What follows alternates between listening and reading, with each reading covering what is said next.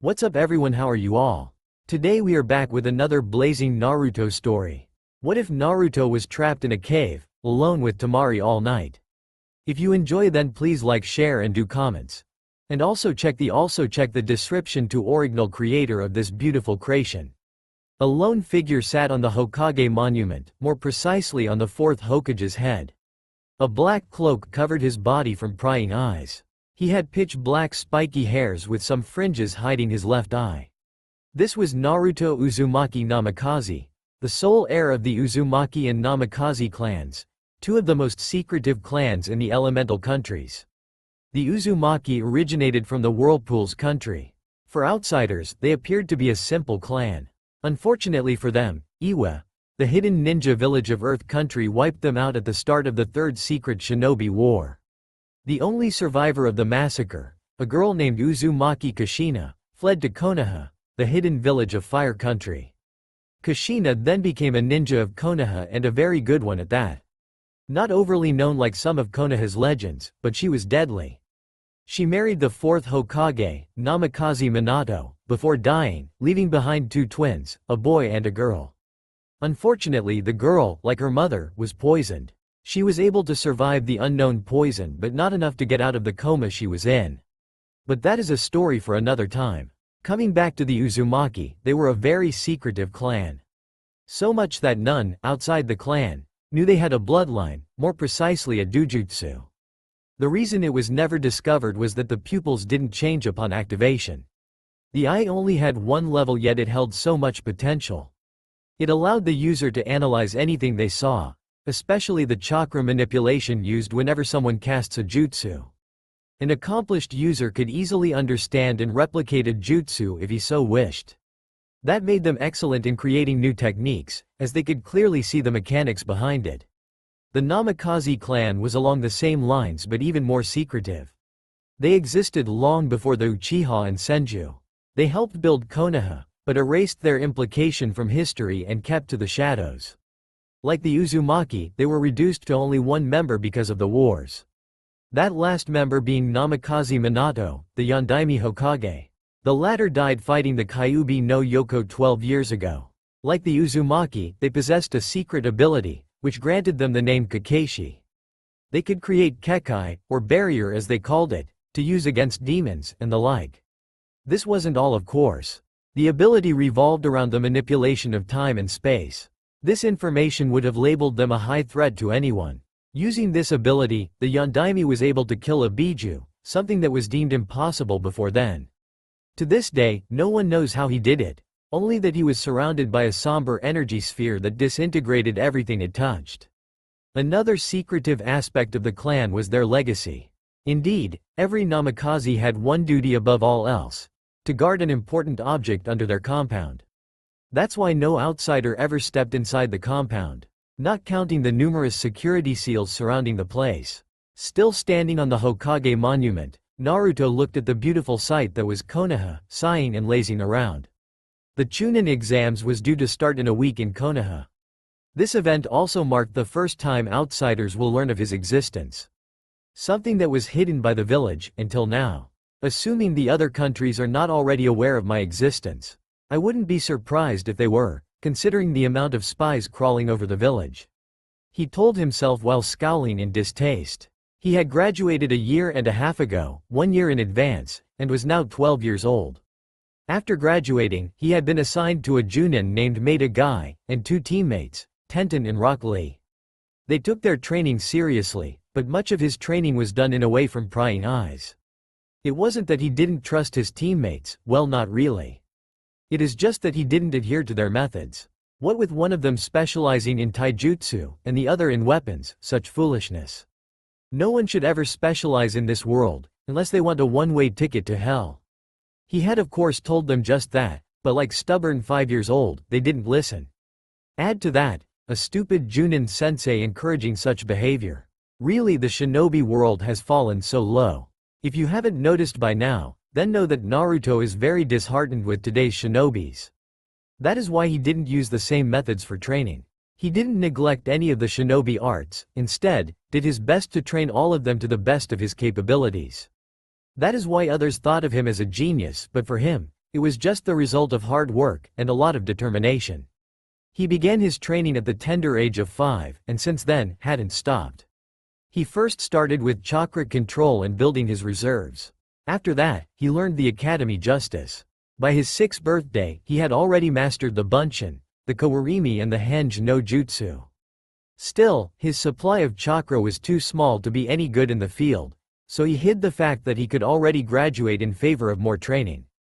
Because he couldn't start his physical training, being too young, he used the time to master his mother's dojutsu, the Bunsakigen or analytic eye.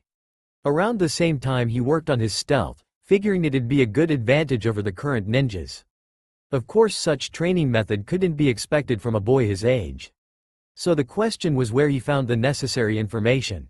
And the answer was the vast Namikaze's library, which contained every subject possible, considering the clan had been alive even before the ninja era. By his 7, Naruto had mastered the Bunsakigen to an incredible level. The Dojutsu granted him the ability to see the body even better than the Byakugan. While the Byakugan could see the tenketsus of the target, the Bunsakigen could not only see them too, but also weak points in the target's body, like old wounds, weak bones. Those parts glowed yellow under its eyes. But that wasn't all, he could also see the shape the chakra took whenever someone cast a jutsu, be it ninjutsu or genjutsu. His stealth training also progressed well, already being able to reduce his chakra to civilian level. His chakra building and control exercises also paid off considering his reserved had increased to the level of a genin, while his control was equivalent to a high chunin, having mastered the leaf floating and tree climbing exercises. Seeing his results, he proceeded to train in ninjutsu's theory, seals, and taijutsu. Of course he kept building up his chakra control and reserves. By 8, his reserves were comparable to a high genin, with a control ranging from low to mid-junin level, having mastered water walking. Like all members of his family, he was very proficient in seals, and had progressed to novice level. There were 4 levels in seals: beginner, novice, apprentice and master. With each level, the difficulty increased exponentially, so he knew that at the pace he was going, he wouldn't be able to attain even apprentice level before graduating the academy. So he began searching for ways to increase his training speed. For the ninjutsu's theory, he was able to learn, understand and master the 12 hand signs used to shape justice. Thanks to his Bunsakigen, he understood perfectly the workings of the signs. What they did was manipulate the chakra outside the body, for it to take a precise shape. Each hand seal gave a precise shape to the chakra. But that wasn't all. He made a very huge discovery when he looked at the shape formed by the chakra when he used the Bunshin no Jutsu. The shape looked similar to the shape taken by seals, and using the latter as a basis, he was able to devise a language akin to seals. Using this language, he found himself able to read the final shape of any jutsu like a book, and then understand everything about it. This was huge, because he could now understand everything about a jutsu with but a look. He could find its objectives, strengths, weaknesses, elemental nature, and so on. He could even significantly reduce the number of seals needed to cast the jutsu, because its most important aspect was the final chakra shape created by the mixing of all the hand seals. In other words, if he found a shortcut, he could reduce the seals number. He also started working on manipulating his chakra outside his body using just his concentration. Thus begin his meditations exercises to increase his mental control. That same year, he was supposed to enter the Ninja Academy. Not that he had been very thrilled, as he guessed correctly, it had cut down his training time. By his 9, he had immensely improved, thanks to a discovery he made earlier in the year. Indeed, while searching for a way to increase his training speed, he came across the Kage Bunshin no Jutsu. A jutsu that allowed its user to create a clone with half his chakra. What made the technique so special was its ability to transfer back to the user everything his clones learned, except the physical stuff. Unfortunately, it used way too much chakra, thus remained unattainable for Naruto with his little reserves. Even Junin couldn't create more than 5 at a time, for a long period or for training purpose. But he didn't give up and instead studied the manipulation of chakra done by the cross-shaped seal of the jutsu. The results were stunning to say the least. He had assumed the manipulation of chakra behind the cross-shaped seal would be simple, but this was far from the truth. The shape created by the seal was extremely complex with layers upon layers of information. Fortunately, thanks to his dojutsu, he decoded it completely, and was then able to copy the aspect of the jutsu he was interested in, like the part that made the knowledge return to the original and the independence of the clone thoughts. Then he learned the Tsuchi Bunshin or Earth Clone, before modifying it to implement the parts he took from the Cage Bunshin. Before, the Earth Clone used 3 hand seals, but now, it used 7. His tweaking over, his newly created Earth Clone could now send back to the original everything they learned except the physical stuff. They also weren't dependent to the original, and could properly function at more than 5 miles from the user. Another test later and Naruto discovered he could sustain 50 advanced Earth clones for a training day. It could have been higher if he had mastered Earth elemental manipulation. Using this new training method, he was able to increase his chakra control to a staggering low Cage level, although his reserve didn't increase much and he found himself with low Chunin chakra level.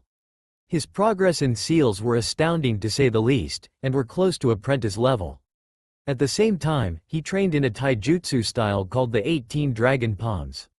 It was a style that relied heavily on palms strike and speed, but could be even more devastating than the Juyuken if mastered. By his 10, he had finally mastered chakra control to a level even surpassing Tsunade of the Sannin thanks to the clone training and his relatively low reserves.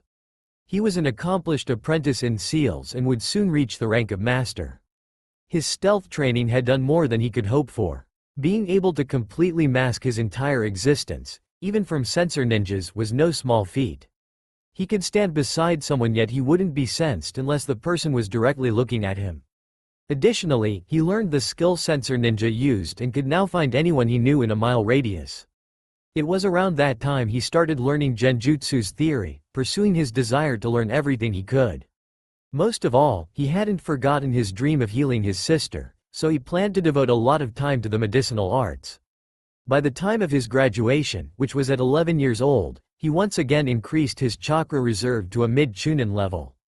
He had mastered his seals studies and was now a master of it. He did the same with the Dragon Palms, and was now learning the Piercing Dragon, a style that relied heavily on the lower limbs, and fight in mid-air. He learned the way of the medic nin and was now a certified field healer. The most important thing about that year was that he created several seals. Among them were 2 very special seals. The first one was the gravity seal, which allowed the user to increase the gravity around their body. The second one was the density seal, which increased the air resistance beside the user. The 2 combined would increase the speed and strength of the user tremendously. He was a ninja who heavily believed in speed after all, like his father had before him. After his graduation, he was assigned to Team 9 with Maeda Guy as Junin Sensei, and Rock Lee and Tenten as teammates. The team had been genins to this day, which was about a year and a half. During that time, he trained his speed and strength using his seals and now he was at a level of a high Junin when it came to it. His chakra level increased to low Junin. Alone from the prying eyes of his teammates, he learned and mastered his elemental affinities which were wind and earth. Using his clones for training, he mastered them to perfection, which also increased the number of clones he could create for his training. His medical abilities increased extremely well, to the point where only Tsunade of the Sannin surpassed him, so his fellows claimed. He also mastered the second taijutsu style he learned, the Piercing Dragon. Finally, he started his training in his Kakashi bloodline. The training was very complex and was used by generations upon generations of namikaze. It involved much meditation and focus training, as the power and resistance of the barrier he created were directly linked to his will and focus. As of today, his barrier could resist a B-rank jutsu at most. But overall, it was very good. Right now, his overall level was about high Chunin to low Junin due to his lack of experience. But that was when he fought fairly or in a direct fight. Using his speciality, which lay in the shadows, he could even give a Sannin a run for his money. Naruto looked at Konoha before sighing. How the mighty have fallen. To think that such an once powerful village would let others trample on them. Soon, I will return it to its glory and then I'd unleash my plan, he thought before sinking into the ground as if he was made of earth too. Suna was one of the 5 great shinobi villages, although considered as the less powerful of the 5. An explanation to this status was the lack of water and food readily available for the villagers. Suna being situated in an arid and sandy area, it was understandable. Another reason for their status was the village lack of number in term of ninja, as they favored quality over quantity unlike other villages. They greatly invested in the training of their young ninjas, which was the reason behind the concept that Suna genin are usually more powerful than the other country's genins. If their status wasn't enough, a little over 4 years ago, the daimyo of Wind Country reduced the amount of missions he gave them. Those missions were lost to Konoha. That didn't sit well with them, as they were then forced to reduce their staff now that they had too many ninjas for too little missions. This in turn decreased their power significantly. It came to a point where they couldn't take it anymore, and when the traitorous Sanin, Orochimaru, came to them, proposing them a very interesting and daring plan to attack Konoha, they leapt at the opportunity. Succeeding in their endeavor would allow them to regain their daimyo's trust and power. As a side effect, deal a huge blow to Konoha, and obtain their deserved revenge. The plan was rather simple. Use the Chunin's exams to launch a surprise attack on Konoha. The latter would not only be surprised, but forced to protect every noble that came to watch the finals, unless they wanted to lose face in the eyes of the public. After all, no one would want to hire a bunch of ninjas to protect them in this wild world, if they couldn't even protect their guests in their own village. But before that, they had to understand Konoha's security measures as much as possible. Which is the reason for the current gathering in the War Council room. Early that day, the Intelligence Division received an important information about their future target. One that could very well change the tide of the soon-to-be invasion.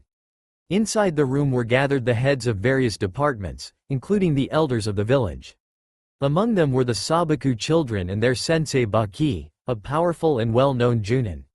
This team was present because the information pertained to their future mission in Konoha. The room was silenced when an indescribable masked ninja appeared. He bowed to those present before the head of the council, which was the Cage, spoke. "It has come to our attention that you have received an important missive concerning Konoha?" he asked without preamble.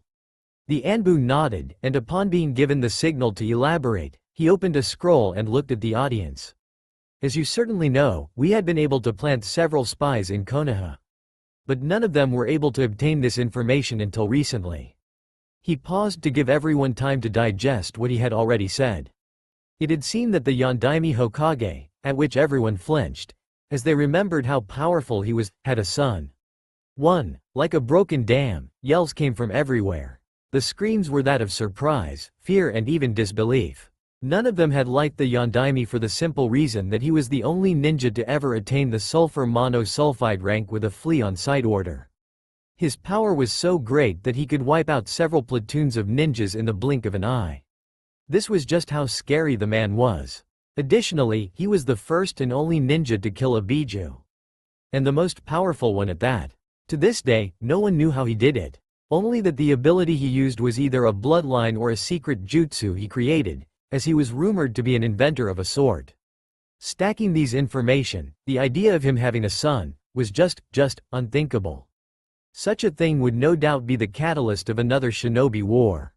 No village worth its salt wanted the rise of a ninja of such caliber again. Controlling him would be such a nightmare. "Silence!" yelled the Cage, silencing everyone, before returning his gaze to the masked ninja. "Is it possible your man made a mistake?" he coldly questioned the spokesman. "Unlikely Cage, Sama, I see." His head lowered, the Cage took his time to analyze the situation. Meanwhile, Baki and his team harbored a frown on their faces. "Nay, Baki, sensei, why are everyone so frightened at the idea that the Yondaime Hokage had a son? It is not like it'd change anything, nay?" Temari, the elder daughter of the Cage, wondered. Baki looked at her before answering. "You wouldn't understand because you haven't witnessed that man in action.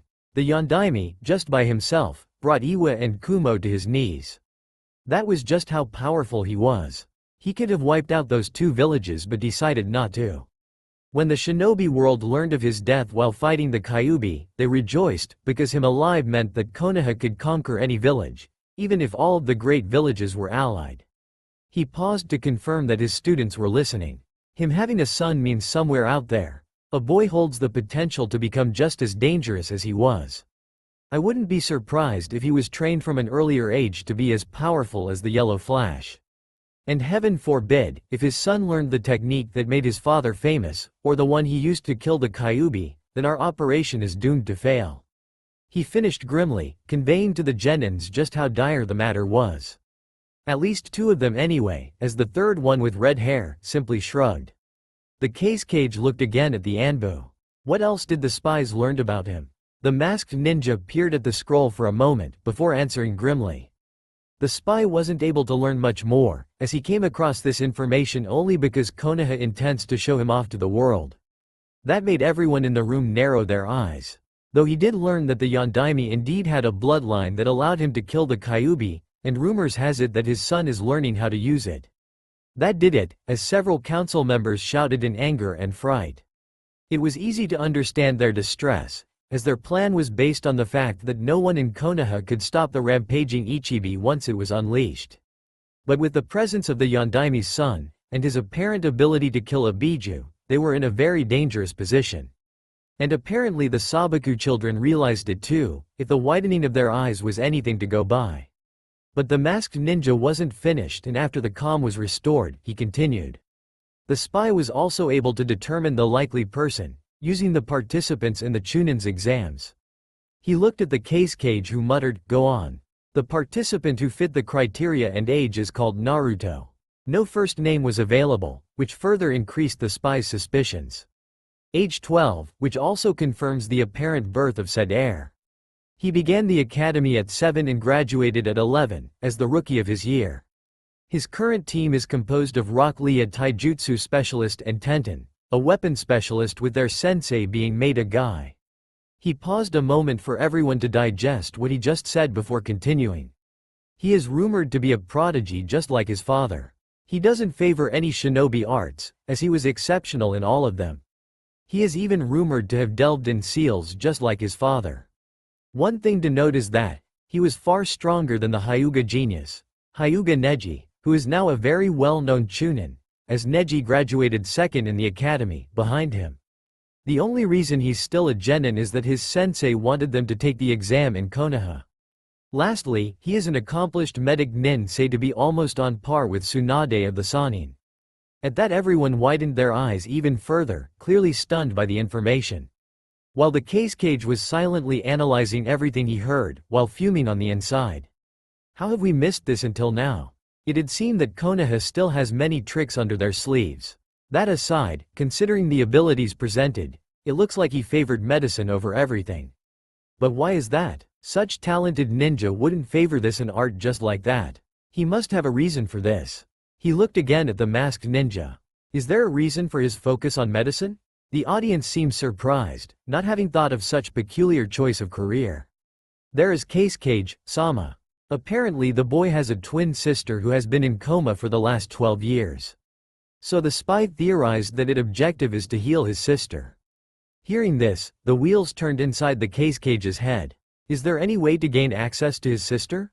The coldness in his voice reminded everyone just why he was said to be the most ruthless case cage in history.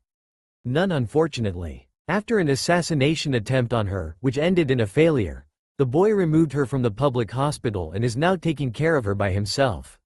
Rumors has it that she is safely tucked in the Namikaze's compound, which is not only in an undisclosed area, but also inaccessible by anyone not of Namikaze's blood. Finished the ninja, much to everyone's disappointment. But the case cage wasn't deterred by that and gazed at the Sabaku's team. Team Sabaku, your new mission during the second part of the Chunin exams will be to learn everything there is to know about the boy, and if possible. He looked specifically at the red-headed boy.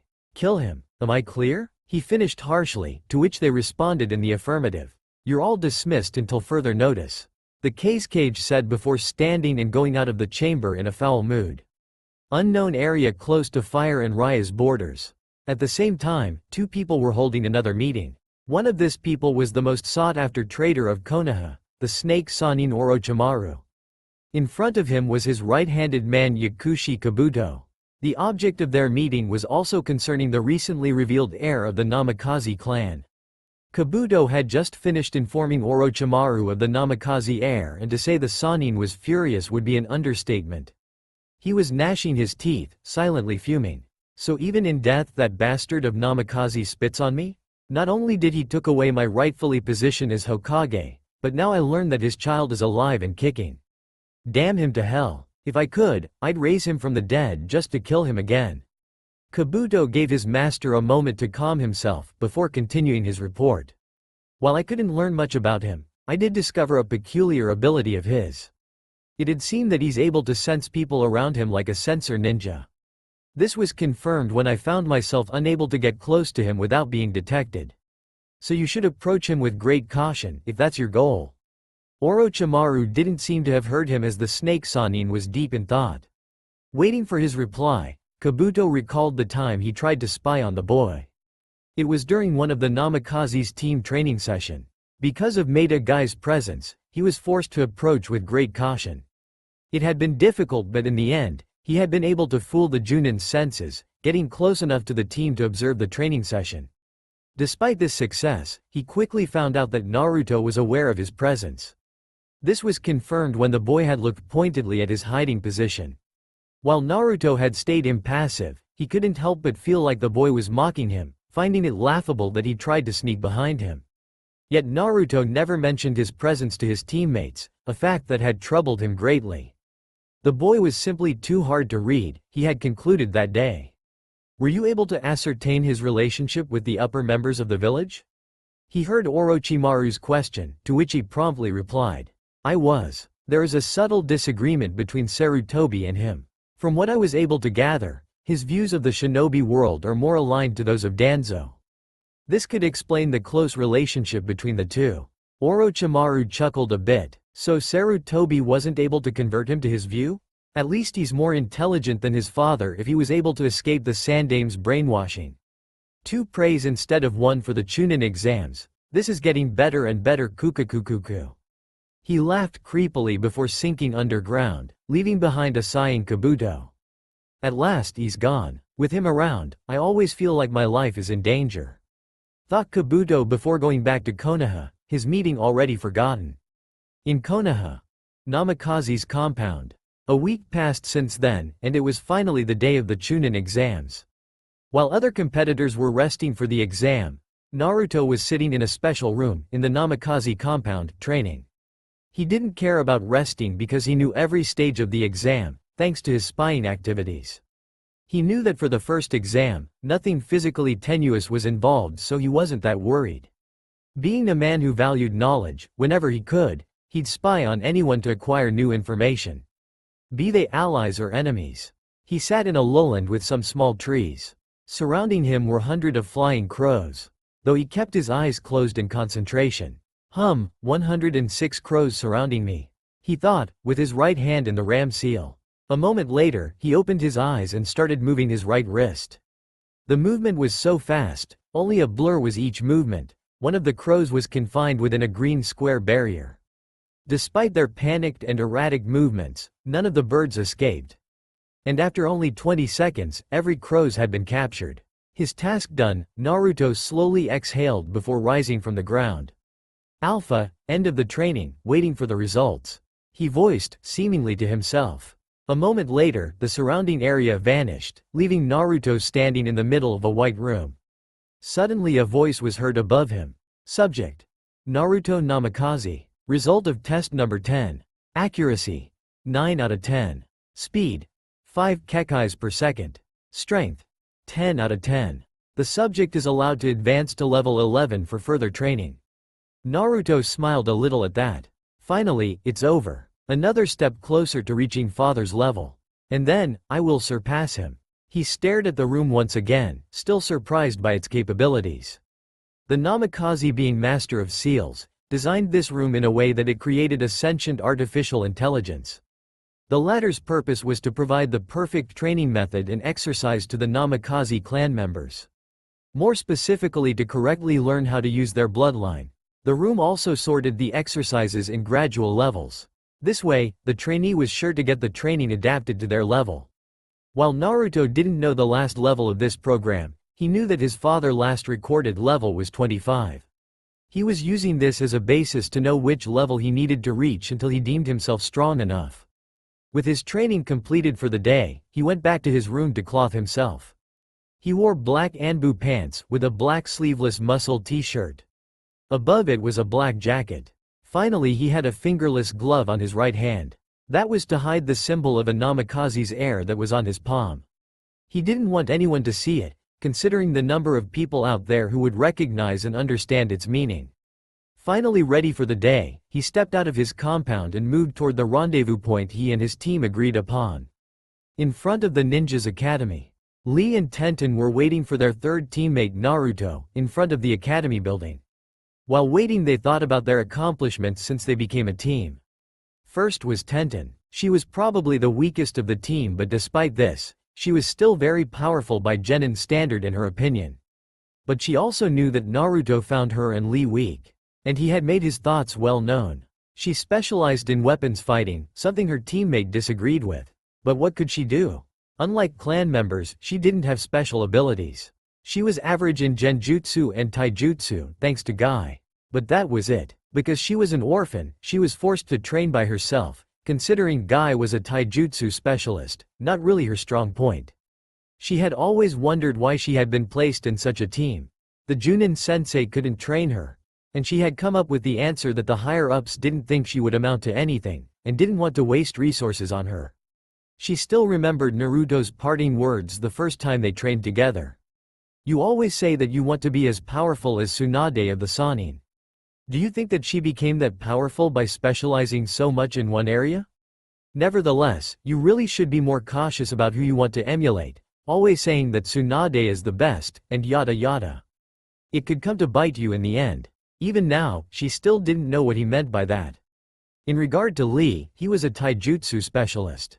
Born with the curse of not being able to use chakra for ninjutsu, he has been mocked and ridiculed by his peers in the academy and was called dead last.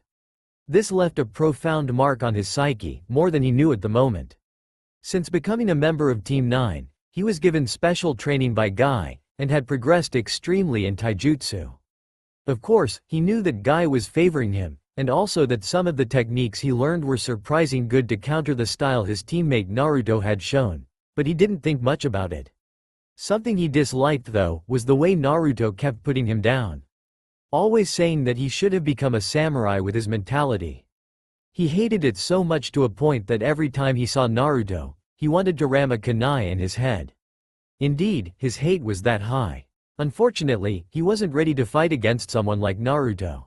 He knew that in a fight, Naruto would destroy, no question asked. After all, his growing resentment made him quite aware of Naruto's capabilities. That's how he noticed something scary about his teammate, something that sent shiver up his spine every time he thought about it. And that was the way Naruto fought, which he concluded was like a true shinobi. Silently, stealthily, and without mercy. A style completely opposed to his, and 1,000 times more effective. On several occasions he tried to copy Naruto's skills, like moving without leaving any traces, but he couldn't achieve it. Something that Naruto laughed in front of his face. One day I will make him beg for mercy for everything he did to me, he thought viciously with a cold smirk. Something that didn't go unnoticed by Tenten, who frowned at that. They were about to enter the academy without Naruto when a person appeared in front of them, silently as always. I didn't make you wait too much, I hope. Naruto with emotionlessly. His teammates simply shrugged before they made their way to the examinations room. A few minutes later, Tenten and Naruto were waiting just behind the door of the examinations room for Lee. Just a moment ago, they came across Team 7 composed of Uchiha Sasuke, Haruno Sakura and Sai. After a little altercation with some Chunins, Lee asked them to go ahead, and that he would follow. Of course Naruto immediately knew that he wanted to fight the Uchiha, a big mistake in his opinion. That is why he sent a clone to spy on them. That is how he knew that his fight against the Uchiha was rather short, with Lee easily the winner. He was extremely disappointed by the level of the Uchiha, considering the rumors he had heard from the villagers, but now, he vowed to never trust villagers and anyone for that matters without checking the information first. Unfortunately, something happened during the confrontation that bothered him. At that moment, Lee came back, before stopping in front of them. And he was immediately berated by Tenten. What took you? She wondered, glaring at Lee, who raised his arms in defeat. Ma Tenten-chan, I was just testing something. And you couldn't test it before the exam? Nah, But now everything is fine. We can go kick some asses, nay Naruto? He finished looking at Naruto smiling. But the boy could tell that it was faked, something that made him narrow his eyes. He turned without even glancing at Lee, walking towards the door, but just before opening it, he addressed Lee. I knew you were stupid, but this is the icing of the cake. You used the Kage Buyo against an Uchiha while he had the Sharingan activated. What do you think happened? At that Lee's eyes widened. Oh shit, I forget about the copying ability. Damn, I just gave him my technique, thought of frustrated Lee, before looking back at Naruto as if he had a revelation. How did you know about my fight with the Uchiha? He asked, which shocked Tenten. He fought the Uchiha? Is he mad? She thought. Naruto, still not looking, answered, it doesn't matter how I know. What matter thought is the fact that you gave away information about me. He replied icily, while turning around to look at Lee in the eyes. I don't care if you give information about yourself to possible enemy, but when you start giving them on me, then it concerns me. Each words were said with such a flat voice that even Tenten was frightened. Despite this, she couldn't help but notice that Lee wasn't cowed in the least. What happened to you, Lee? You've become like this ever since our last mission in Rice Country, she thought sadly. This led me to believe that you had an ulterior motive in giving him that information. Like you wanted to attract attention towards me? Said Naruto. At that moment, Lee's eyes squinted a little, almost unnoticeably to anyone. But unfortunately for him, Naruto wasn't just anyone and saw it. I see, he said slowly, before reaching a pocket on his jacket, and retrieving a black scroll with the Lee's initials on it.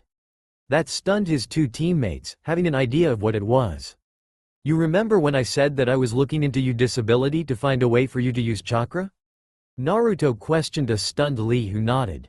Then you will be glad to hear that I finished it sometimes ago. I was just waiting for you to give me a good reason to give it to you. But after what you just did. Suddenly, Naruto sent chakra in a special spot on the scroll. Immediately, said scroll bursted in flames, before leaving only ash. This happened in front of the shocked eyes of both Tenten and Lee. I hope for your sake that we aren't put against each other in this tournament. Said Naruto, whirling around and leaving the two still shocked teens. After a moment, Tenten too left, leaving Lee alone. Soon though, the shocked look transformed into a wicked smirk. As if I care about what you think of me and that stupid scroll for that matter. Someday I will make you pay. And this day will come sooner than you think. He thought before following his team inside the room while touching his chest, smirking at what he felt just above it. If someone were still in the same room, they would have felt the sinister chakra that was emanating from Lee just for an instant, before it completely disappeared. Team 9 stood in front of their assigned gate, one of the entrances that led to the Forest of Death.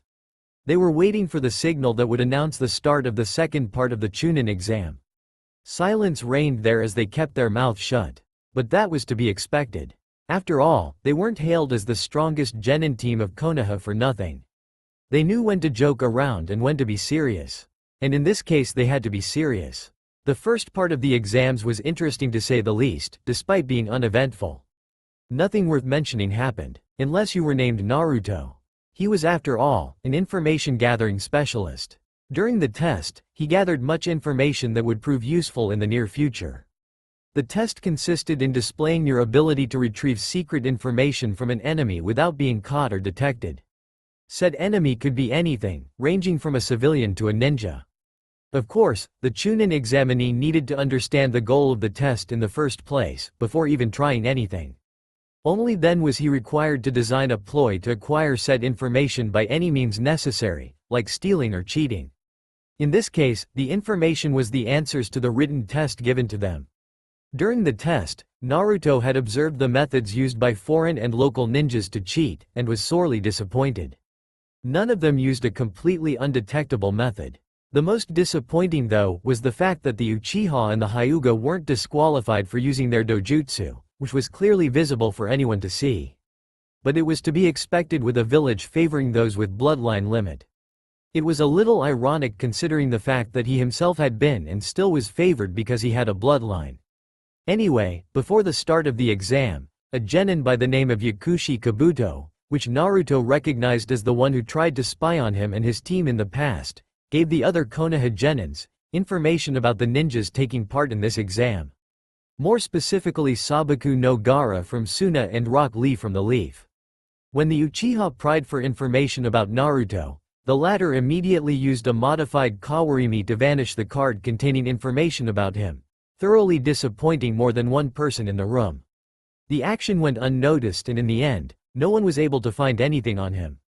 And finally, during the written exam, he noticed two ninjas spying on him. The first was the female ninja on the sand team, while the other was a grass kunoichi. Using his Bunsekiganor analytic eye, he learned that the grass kunoichi wasn't who she appeared to be, but someone else because he could see behind her face, the face of Orochimaru the snake Sannin. That disgusted him thoroughly. He almost lost his lunch there because of it.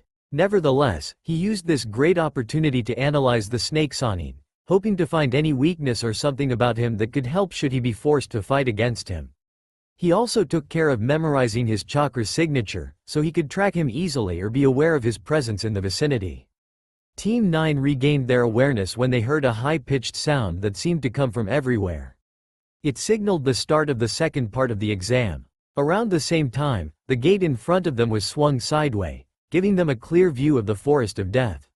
"Okay guys, let's go," Lee yelled enthusiastically, before the group jumped on the trees in front of them, to quickly move through the forest. They had already come up with a strategy, which consisted in following Naruto as he guided them to one of the closest team, so that they could steal their scroll. The three were jumping from trees to trees rather quickly, and for anyone who happened to look at them, only a blur would be discernible. They moved like that for a little over 20 minutes before Naruto abruptly stopped, forcing the others follow suit and look around for any threats. When they found none, they stared at Naruto who was still looking ahead with a frown on his face. "Why have you stopped?" Tenten asked Naruto with a questioning look on her face. "Still looking ahead," he replied.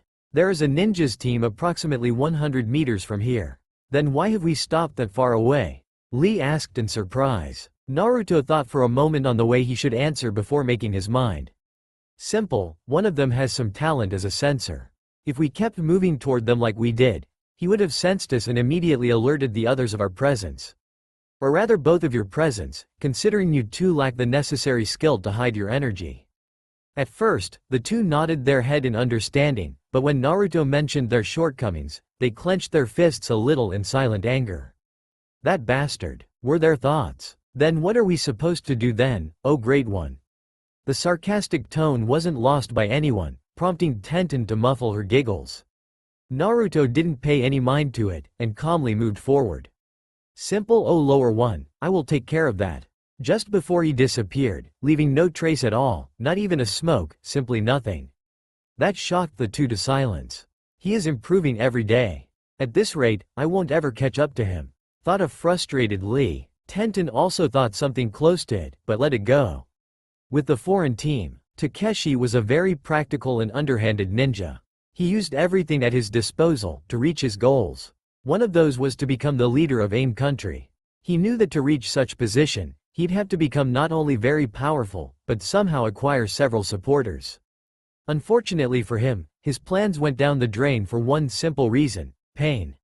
He hated that name so much. To him that name was the worst thing in the whole world. Oh, he had hated many things in his life. He had despised his parents for not being members of a great clan. He had despised his father for being a weak-hearted fool who couldn't stomach war and abandoned the ninja force. He had despised ninjas from clans who looked down on him. Most of all, he had hated himself for his lack of bloodline. Yet nothing compared to the hate he held for the name Pain, although hearing that name brought him a feeling of fear and many more. But he was right to fear that name, or rather the owner of that name. He had been disgusted at first by Hanzo the Salamander's defeat at the hand of the supposed god of AIM Pain. What disgusted him was the fact that someone as legendary as Hanzo couldn't even beat a rookie upstart as he had thought Pain to be. But those thoughts were quickly dismissed after witnessing said upstart murder in cold blood anyone related to the late Hanzo. Be they children or women, he killed them all, leaving no one alive. If you were among Hanzo folds, you were immediately executed. The ruthlessness of that event brought him back to the reality, and he immediately switched side as many others did, as they knew they had little to no chance of beating someone that could level their village instantly. No matter, he still kept his training as if nothing happened. After all, his motto was "and still is the strong dominate the weak." So when he was given the mission to gather any available information about the newly revealed heir of the Namikaze clan, he jumped at the chance to prove himself and further advance in rank. His team and he were calmly walking in the forest without a care in the world. After all, they may be genin officially, but truthfully each of them was at least mid-chunin. They were walking in a triangle formation, with Takeshi in the front and the other two behind. Suddenly, he heard a rattling coming from the bushes on his left. Listening to their hard-gained reflex, the three turned their heads towards the sound to see a squirrel. Unfortunately for them, by turning their head, they completely opened their right side, and it was with no surprise that 3 senbons flew to their exposed neck. They noticed the sound too late, because senbons didn't make as much sound as kunais. The senbons pierced their neck in a specific pressure point, immediately putting them in a false state of death. But because of the poison coated on the weapons, they quickly suffocated to death. They died not even knowing why, how or who killed them. The only thing they had in mind at that time being, what is a squirrel doing in a forest like this? And then, a shadow fell just beside the bodies, before going through their belonging, finding the heaven scroll. The shadow also quickly took every weapons they had, which disappeared in a puff of smoke. Then it quickly did hand seals before a stream of fire erupted from his mouth, burning the bodies to ash. And as if it wasn't even there, the shadow disappeared again, having removed any traces of a fight in the area. With Team 9, Naruto was gone for a little over 20 minutes and Tenten and Lee were still waiting for him to come back. They were about to move toward the foreign team, when a shadow fell from a tree, just behind them. They whirled around, kunai in hands, before they sighed when they recognized the shadow as Naruto. "What the hell? I told you to stop doing that," yelled Tenten as silently as she could, not wanting to reveal their position to anyone. Naruto just looked at her apathetically, before he removed a rather large scroll from his back. It was a heaven scroll unfortunately. His teammates seeing he wouldn't elaborate further just nodded with a shake of the head. "Okay, let's move to the next target then. Maybe next time we'll get lucky," Tenten said before jumping to a branch, quickly followed by her 2 companions. Outside, Lee appeared calm while following his teammates, but inside he was in turmoil. He still couldn't wrap his mind on the way Naruto fought. Not even a sound or anything signaling that a battle was taking place. Were his thoughts. He had always known that Naruto was dangerous, very much so, but until now, he hadn't realized just how much. He decided to let it go for now, focusing on finding an earth scroll to pass this exam first. Hokage Tower. Walking casually in the hallway of the Hokage Tower was a man easily recognizable. He was of average height and had the right part of his face wrapped in medical bandages. The left part of his face was unblemished, showing a hardened face. And the look in his eyes could freeze even a dead man. It was the look of someone who had witnessed everything possible, especially the dark side of humanity. He also had his right arm encased in a cast, showing that he either had a fractured arm or an unusable one. All in all, he looked quite like an actor in a horror movie. He was walking steadily toward his destination. Before long he stopped in front of a rather beautiful door, decorated with different jewels. Beside the door stood another office, where a woman was positioned. He looked at her and said without preamble, "The Hokage is expecting me." The secretary looked from her documents, taking a short time to recognize the person and quickly replied, "Of course Danzo, Sama, you can go ahead." Absent-mindedly nodding, he knocked upon the door. Once he heard the permission to enter, he wasted no time in pushing it open, and moving inside, the door closing behind him. Inside the office, Sarutobi was speaking with his advisors when he heard the knock at the door.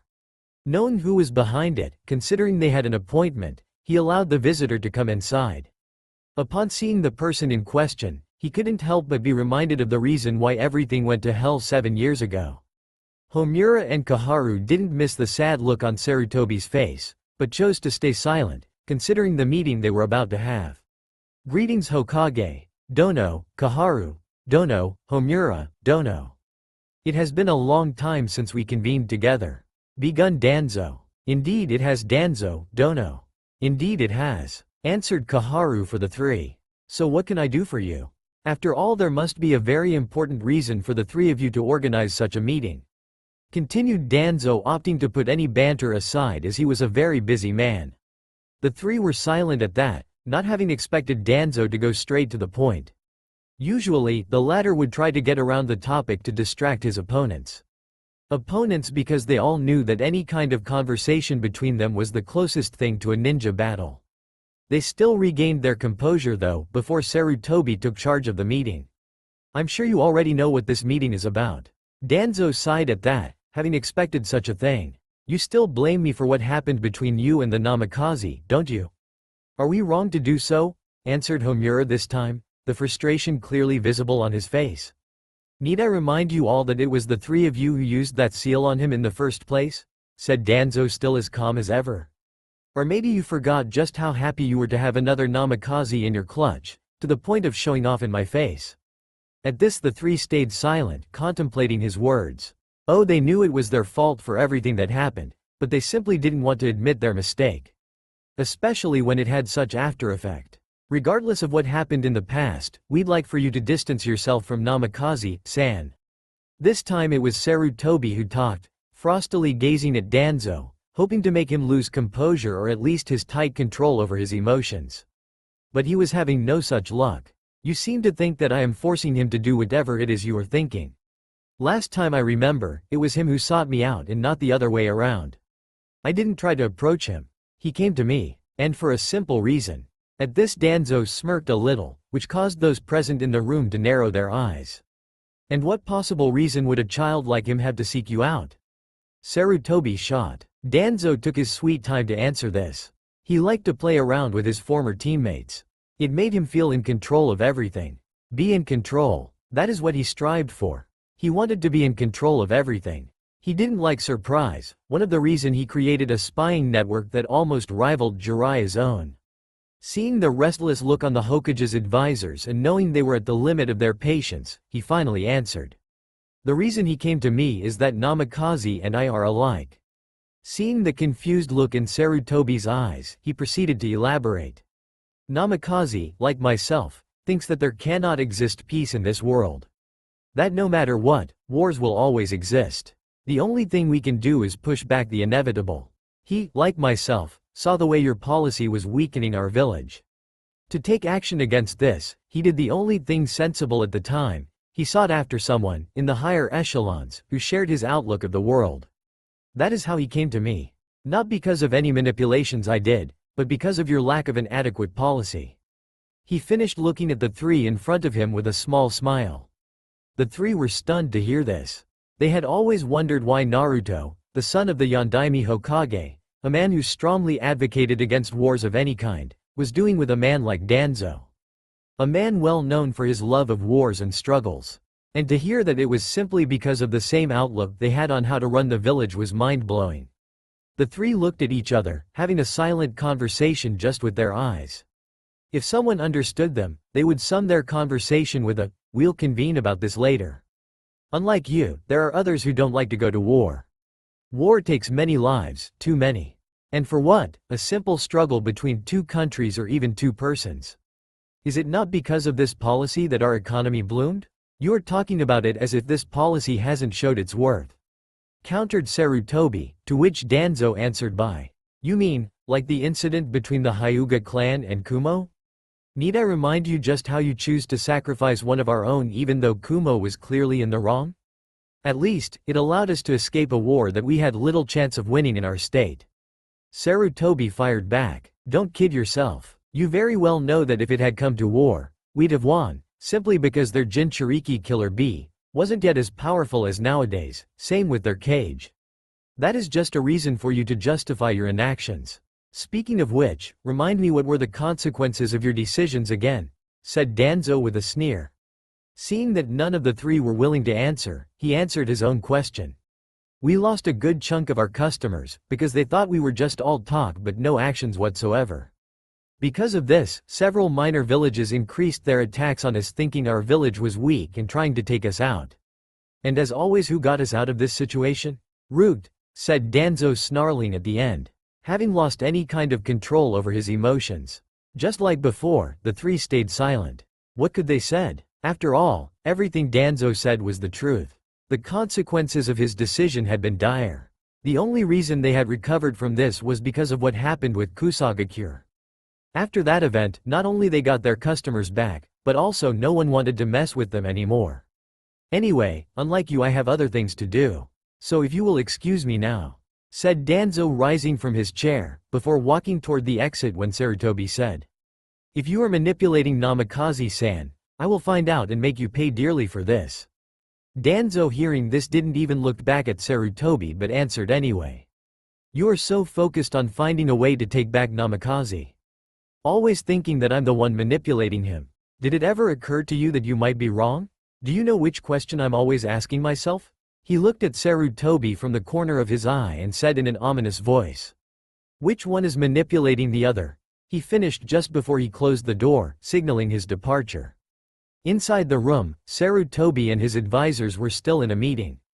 Having regained their senses after everything Danzo told them, they were talking in hushed tone. "You think it will be enough to distract him?" asked Homura. "I do." He seemed quite pleased to hear that we're trying to retrieve the Namikaze. "He'll be busy with this for a while, giving us ample time to move without his notice," said Sarutobi, smirking. "That is good to hear.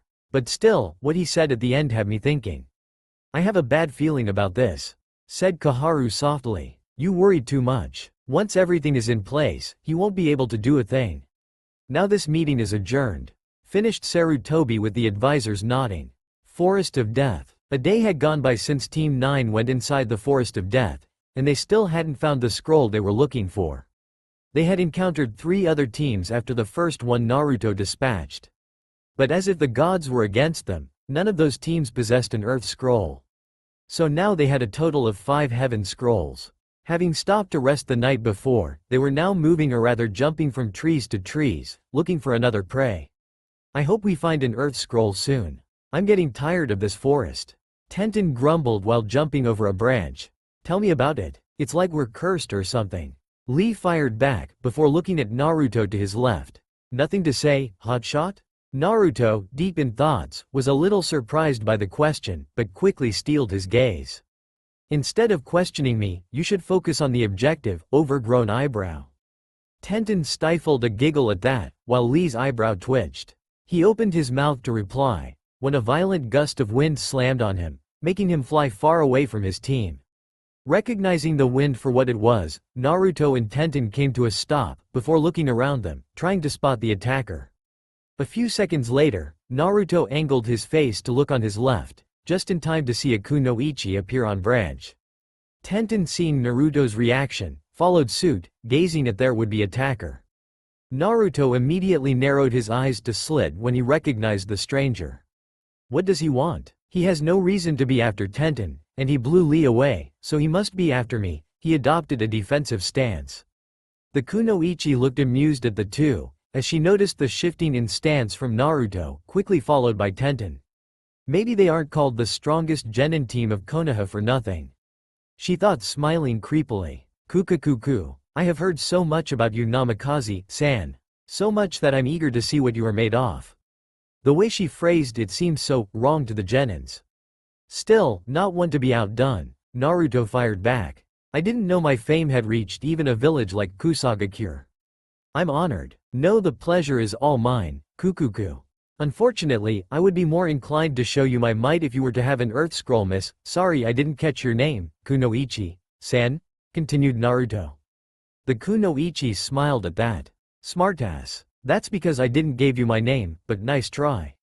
"Whatever you say, girl," he emphasized with a mock bow, all the while keeping an eye on his opponent. On the sidelines, Tenten was looking at the exchange with barely concealed annoyance. How can someone be so bipolar? One moment he's cold toward anyone, and the next he's smiling with an obvious enemy, she thought with a scowl. Finally, Naruto looked seriously at the kunoichi, every hint of a smile having disappeared from his face. "Now, why would a Sannin like you seek me, a mere genin? And not just any Sannin, but one rumored to be the strongest of the 3, Orochimaru the Snake Summoner?" he questioned the kunoichi. Hearing this, Tenten gasped in surprise. She looked at the kunoichi once more to confirm it, just in time to see said kunoichi clapping and smiling appreciatively. "Well done, Namikaze-san, well done. I should have known you would recognize me. But I am a little curious, how did you manage such feat? The newly revealed Orochimaru said, before adding a little killing intent at the end, to prompt his targets to answer. He was satisfied to see Tenten shake under the ki in despair.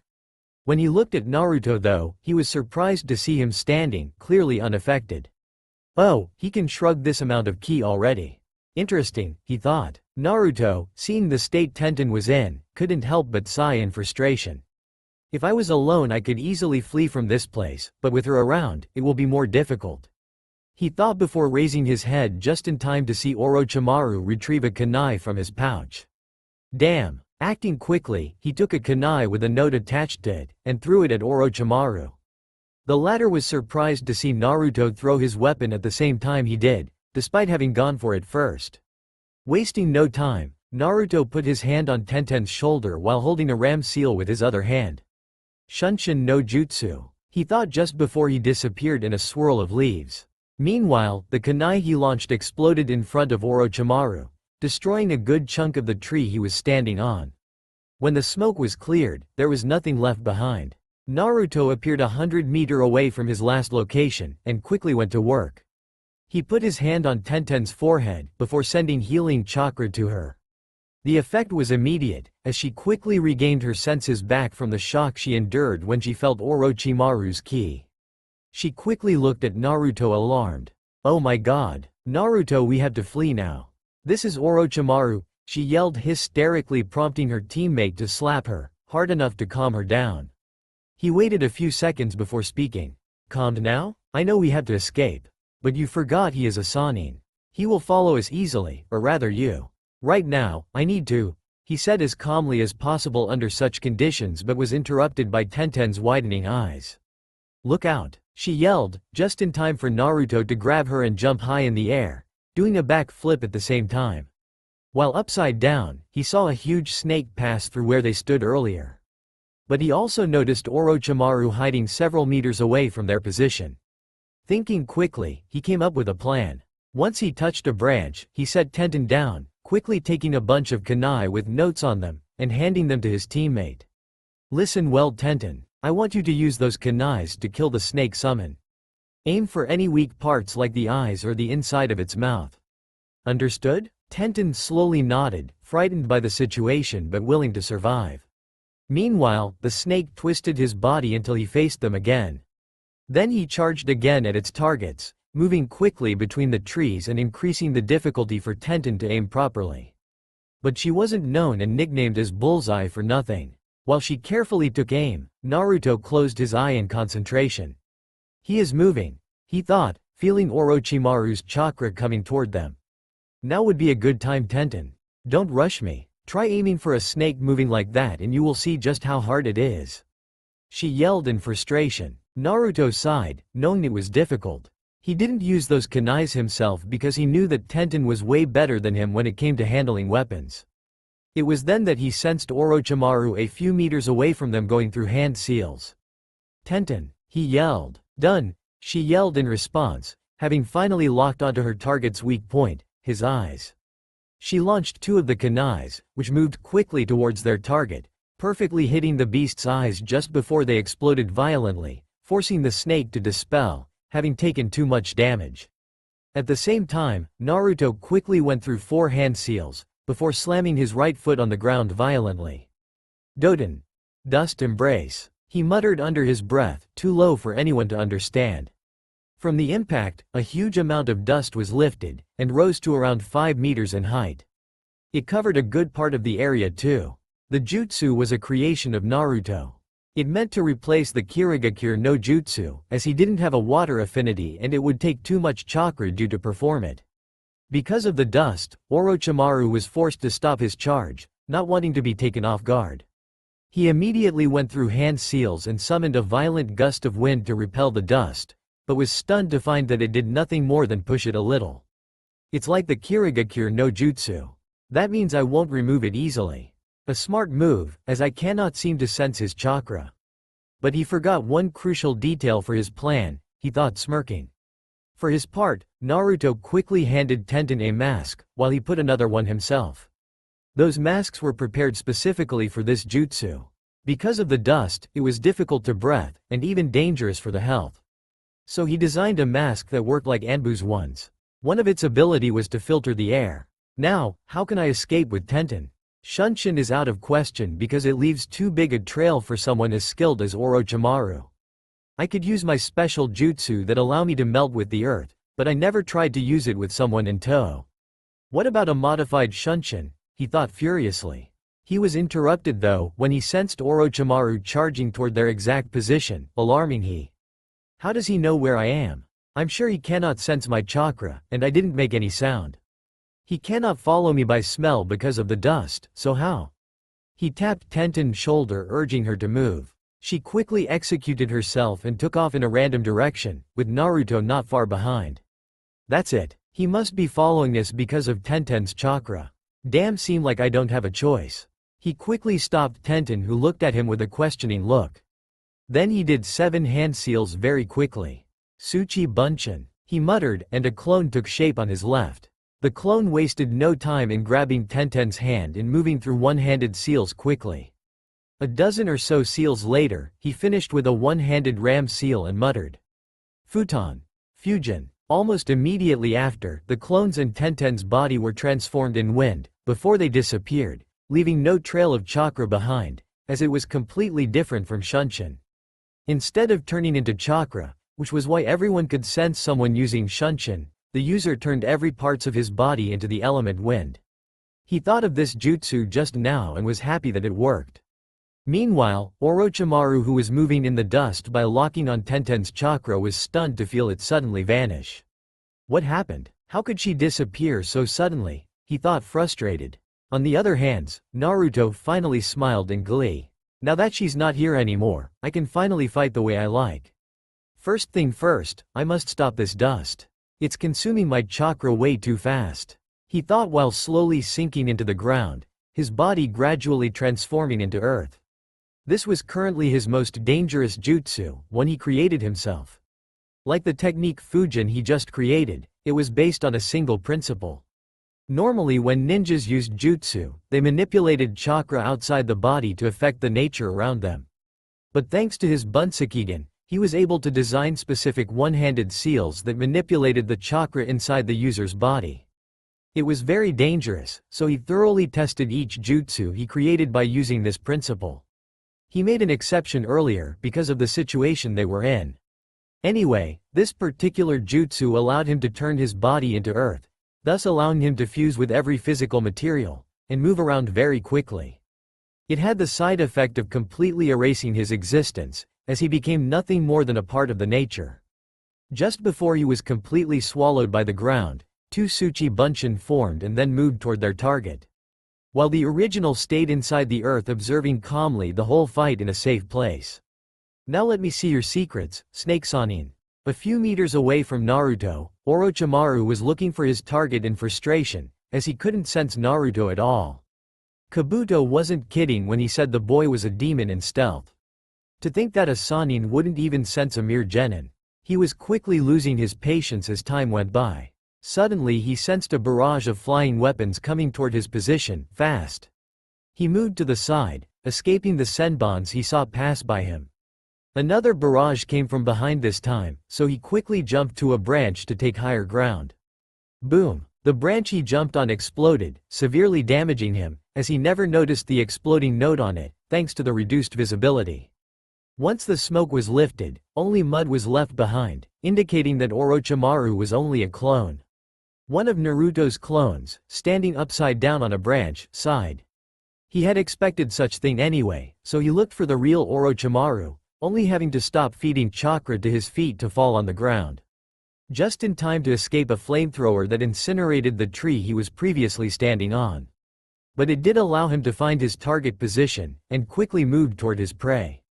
It wasn't long before he came to the position, only to stop just before an exploding note detonated, almost taking him out too. Shit, that was too close for comfort, he quickly hit himself again. Orochimaru on the other hand, moved quickly through branches, having come to the conclusion that staying put would be dangerous for his health. He came to a halt when he noticed something wrong with his surrounding. "Kai," he yelled, just in time to dodge a senbon that flew by his neck. Damn, I didn't even notice he put me in a genjutsu. He almost had me there. He thought before throwing shurikens toward the clone he located while moving through hand seals. Shuriken Cage Bunshin, he muttered, just before the shurikens transformed in a black rain of weapons. It was then that he heard something that sounded like Doden, Earth's dome. He saw the way the Earth moved to form a dome of solid Earth, protecting the clone from the rain of shurikens. Not deterred, he went through hand seals again before muttering Kaden, Karyu Enden. Before releasing a huge stream of fire on the dome, heating it, before it disintegrated, incinerating anything inside. Unfortunately, he was forced to stop the jutsu when another Naruto appeared behind him and slammed several times, his palms on his torso. He was propelled toward a tree, and slammed on it. And like before, it turned into mud. The clone seeing this, said out loud, "Shit, I am dead." "Indeed," said a voice behind him, before he was violently punched in the face. But Orochimaru was surprised when the Naruto turned in mud also. Mud clone too? He thought just before he went through several hand seals. I think I have played long enough. Sweden. Suiryuden no Jutsu. The moment he uttered those words, water surged from the ground, before taking the shape of a huge water dragon and moving through all the dust, rendering it heavier, before it fell on the ground, thus ending Naruto's jutsu. Naruto, seeing this, appeared in front of Orochimaru and sighed in exasperation. At least, he is allowing me to study him thoroughly, without even taking notice of it. He thought, smirking at the end. Orochimaru, seeing the smirk, went through some hand seals quickly, before slamming his palms on the ground yelling, Kachiyose number jutsu. A giant puff of smoke covered him entirely, masking him from Naruto. The latter tensed after recognizing the jutsu, a summoning jutsu tch. I gambled on the fact that he wouldn't use high-costing jutsu considering he could easily be sensed by Anbu because of this. He thought, more surprised than worried. When the smoke was lifted, Orochimaru was standing on a rather large snake with huge scales that appeared to be very strong. He looked at his target, licking his lips in glee. "Show me Namikaze, show me what your blood is capable of," yelled Orochimaru insanely before giving the signal for his snake to charge his target. The snake obeyed quickly by sliding towards Naruto, like a predator after his prey. Unfortunately for it, in this case, no one could safely say who was the predator and who was the prey. Naruto, not wanting to waste energy dodging the snake, quickly slammed a smoke bomb on the ground, hiding him. When the smoke was cleared, he was gone completely. Much to the ire of the snake Sanin, who was looking everywhere for him. It was only thanks to his many years of experience and hard-gained reflex that he was able to dodge a rain of senbons that slammed on the scales of the snake, but fortunately, didn't affect it. Using the direction in which the weapons came from, he looked up, just in time to see Naruto about 50 meters in the sky, going through hand seals at an unprecedented speed even for him. Naruto finished his hand seals for a jutsu he just thought, before extending his right palm in front of him, directed at Orochimaru and his snake. He whispered to himself, "Futon, Buddha's palm." And just like that, the pressure of the air above his target multiplied tenfold and slammed on Orochimaru and his snake with such force that it left a giant handprint on the ground. The snake was completely obliterated and dispelled itself, while at the last second, Orochimaru pulled a Kawarimi, escaping the attack, but not without suffering a little from the sudden change in pressure. What the fuck was that? I've never seen such jutsu before. Kukakuku, you interest me even more, Namikaze Naruto, thought the traitor Sanin before looking at the still airborne Naruto. Not wasting any time, he launched 3 kunais at him, after enhancing them with wind chakra. But he was disappointed when instead of hitting their target, Naruto dodged them easily by maneuvering in mid-air using wind manipulation. He couldn't help but be in awe at what a genin was capable of, but quickly got back to the matter at hand, and used a burst of speed to jump in the sky and appear above Naruto, who had his back on him. Perfect Kukakuku. Everyone looking at the sight would have automatically assumed that it was the end for the boy as he couldn't see the incoming Orochimaru, but they wouldn't take into account the fact that Naruto improved his Tsuchi Bunshin so much that now, he could easily share his senses, sight, hearing and the likes, with his clones. So it wasn't surprising when the free-falling Naruto saw Orochimaru above him, thanks to the sight of the real Naruto still fused with the ground and watching the fight. So when Orochimaru was about to drop kick him to the ground, He rotated on himself so fast that an after image of the rotation was still visible. That was the application of the piercing dragon style. Instead of Orochimaru slamming his kick on Naruto, the latter kicked the offending leg to the side, before rotating again and then slamming the same leg straight in Orochimaru's face. He wasn't surprised when Orochimaru disappeared in the form of crumbling dirt. Tsuchi Bunshin, he thought before he finally touched ground. I think I learned enough about him, and all those techniques are taking a toll on the original. Note to myself. Find a way to increase my reserves quickly. At the same time, another Orochimaru appeared behind him and pierced him through his gut.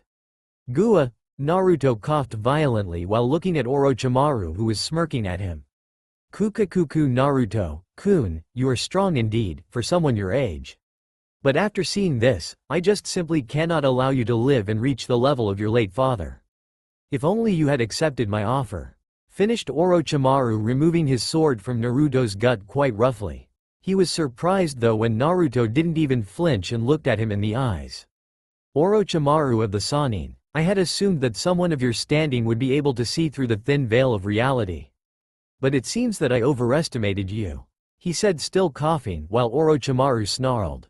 You said that, yet you're the one who is dying. The smugness in his tone was missed by Naruto. To which Naruto just smirked. Don't you see it? Since the beginning of this fight I knew that I couldn't beat you. So I did the next best thing. Orochimaru leaned in anticipation, and a bit unnerved. I goaded you into revealing more about you and your fighting style to me. While, of me, you learned nothing. After all, what would you learn after fighting only clones? Finished Naruto before crumbling in dust, completely stunning the Sannin to silence. He had never felt so humiliated before now.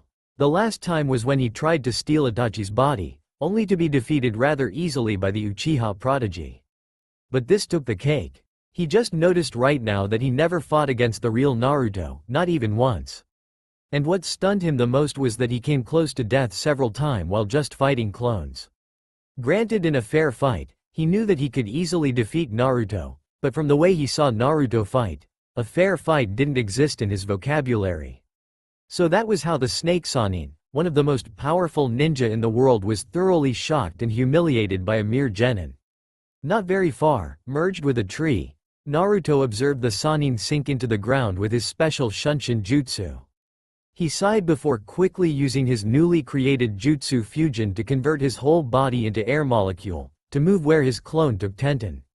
All the while smiling at all the information he gained from his fight with the Sannin. I can't wait to use this for my training, he thought, smiling before he disappeared in a gust of wind, leaving behind a devastated forest. Tenten sat alone on the treetop, deep in thought. She was contemplating everything that happened since she became a genin. She had always thought of herself as a decent person. She had a few friends in the civilian side of the village. Admittedly, a lot more than the friends she had with the ninja counterpart. But understandable, as she mostly grew among civilian at the orphanage. Very quickly, she drifted apart with some of them, as she went to the ninja academy, unlike them. As time went on, she had fewer topics to speak about with them. Again, she wasn't at fault, as she was just trying to reach her dream, no matter how far away it appeared to be, even to this day. At the academy, she quickly figured that she'd have a lot of trouble when it came to learning ninjutsu. Not that she was unable to learn them. No, the issue stemmed from the fact that those jutsus were thoroughly protected, either being declared clan secret or simply classified and only accessible by the higher nins. In others' words, if she wanted access to those jutsus, she'd need to advance in rank. Something rather ironic, when it's known that to rise up the ranks, knowledge of at least some of those jutsus was needed. Coming back to the matter at hand, knowing this problem, she was forced to specialize in something that was easily accessible by anyone, in others' words, taijutsu or weapons. She quickly chose weapons because she discovered she had a very impressive talent, and it wasn't the ease with which she could handle most of those weapons. It was something more subtle than that. This ability gave her the nickname of Bullet Eyes. No matter how bad the weather was, no matter how far away she was, if she had the strength to do it, she could hit a target wherever she wanted. That was her true ability. She never missed a target, even a moving one, of course depending on the speed at which the target was moving. By training, she increased her skill to the point of being able to hit even a Junin ninja while he's moving. That was her forte in the team. Lee was the taijutsu specialist, Naruto the team leader able to do any task with relatively ease, and her, the support of the team, fighting at long range, and helping any of them when deemed necessary. She had always prided herself of her ability to get through almost any situation. She thought she was strong. Granted, against a full-fledged Junin she wouldn't stand a chance, she could at least stall him long enough for the reinforcement to arrive. But what happened yesterday completely trashed her entire world. Suddenly, she became aware of just how weak she really was against the monsters of this world. Monsters. That is the way she called those who reached a level higher than Junin. Those levels were, in an ascending order, Anbu Captain, Sannin, Kage and S-rank Ninja. The last three being approximately at the same level. Even a ninja at the level of an Anbu Captain could very well take on a team of 4 Junins and win. Not even a day had gone since the wake-up call she received from Orochimaru. She couldn't recall a single time where she had felt completely and utterly crushed. Only thinking about that event, a chill went down her spine. The apparent ease with which the Sannin handled them, or rather her, she quickly corrected herself, was shocking to say the least. If she was truthful about the whole event, she knew she hadn't been much of a help in the confrontation, except maybe killing the huge snake that Orochimaru summoned. She clenched her fists in frustration. Almost 2 years since I became a genin, and I couldn't even do something against that monster. She slammed her fist against the branch beside her. What was I doing since becoming genin? It was then that she reached the only solution to her problem. A solution she came up with a long time ago, but didn't have the courage to act upon it. The cause being that it required one crucial point. It required of her to swallow her pride. Oh, it wasn't the kind of pride that could be found in an Uchiha, or even a very experienced ninja, the like of an S-rank ninja. No, it was nothing of the like. Instead, it was about her achievement. She had reached this level without any outside help, except of course the academy teacher helped like everybody. That made her very proud of herself, and she wasn't ready to let go of it just yet. Or rather, she wasn't ready at the time, because, now, she reached the conclusion that if she wanted to progress further, she needed outside help. Now came the hard part: who to turn to for help. The first thing that came to her mind was to ask her Junin sensei. But that was quickly dismissed, as she knew that not only Guy was a lot less forthcoming when it came to her, unlike with Rock Lee, but his speciality lays in a branch of the ninja arts that she wasn't very proficient in, and didn't even want to increase her proficiency in. Another solution that came to her mind was to get a recommendation from her sensei to get help from other Junins. But the problem was that, like many other ninjas, these Junins would be less inclined to help, as she wasn't their charge. Secrecy was also one of the reasons behind this. So this was a no-no solution. That left her with only one solution. Something she didn't really like. But at this time, it was her only way out. It was then that she turned her head to look at the ground. She then saw her teammate, Naruto, sitting against a tree, writing something on a very strange scroll. "Okay girl, it's now or never," she thought before jumping to the ground, in Naruto's direction. Naruto had been sitting there for a long time now. He had reached his teammate position a few minutes after departing from the area where he fought against the traitorous Sannin. Once he found her, the two decided to rest for the night, as he was very tired from his fight. So he put around the area a few batch of detection seals of his own design. They only served to warn him of any breach by an outsider. The next morning, he woke up early as always, and took a little breakfast that he retrieved from his storage scroll. It wasn't long before Tenten woke up too, and after taking her breakfast, she went up to the treetop doing whatever she wanted, as they still had a lot of time before they would begin their search of their missing teammate. He himself was doing his research, or rather continuing his research. It wasn't every day that he had the time to work on it, as he was always busy with something to do. That's why he always had on himself his special scroll, upon which he worked. The strange scroll looked plain, neither too long nor too wide, but the amount of work woven upon it was tremendous to say the least. It was one of the greatest creations of the Namikaze clan. It wasn't a combat technique or anything the like. Instead, it was nothing more than a support device for a sealing practitioner. To understand just how important this was, you'd need to understand why few ninjas today practice the sealing art, with even less reaching mastery. The sealing art, although extremely useful for those who know how to use it, is the most unpredictable and dangerous art currently existing. It consists in writing in associating different kind of runes, thus forming scripts and arrays of them. Each rune has a meaning and a set of rules, which determining the relationship between each other. The first step in learning sealing is to learn the meaning of every rune. This step takes a lot of time and determination to master. Following this step is the learning of the relationship between the runes and the effect they produce. The third step consists in learning from existing seals. And finally, the last step is all about creating your own seals. Very few ninjas reaches the second step. And those who do, usually give up upon starting the third step. They are the ones who duplicate the existing seals and nothing more. The last level, which is usually mixed up with Seal Master, is reached by about 5 persons for each generation. But coming back to the matter at hand, the problem wasn't the lack of people reaching the last level, rather the dangers that came with the creation of a seal. It's so easy to miss something during the creating process after all, or even misunderstand the effect of a seal. Adding the fact a seal can very well reduce a person's soul to dust, it becomes easy to understand just why no one wanted to mess with the art.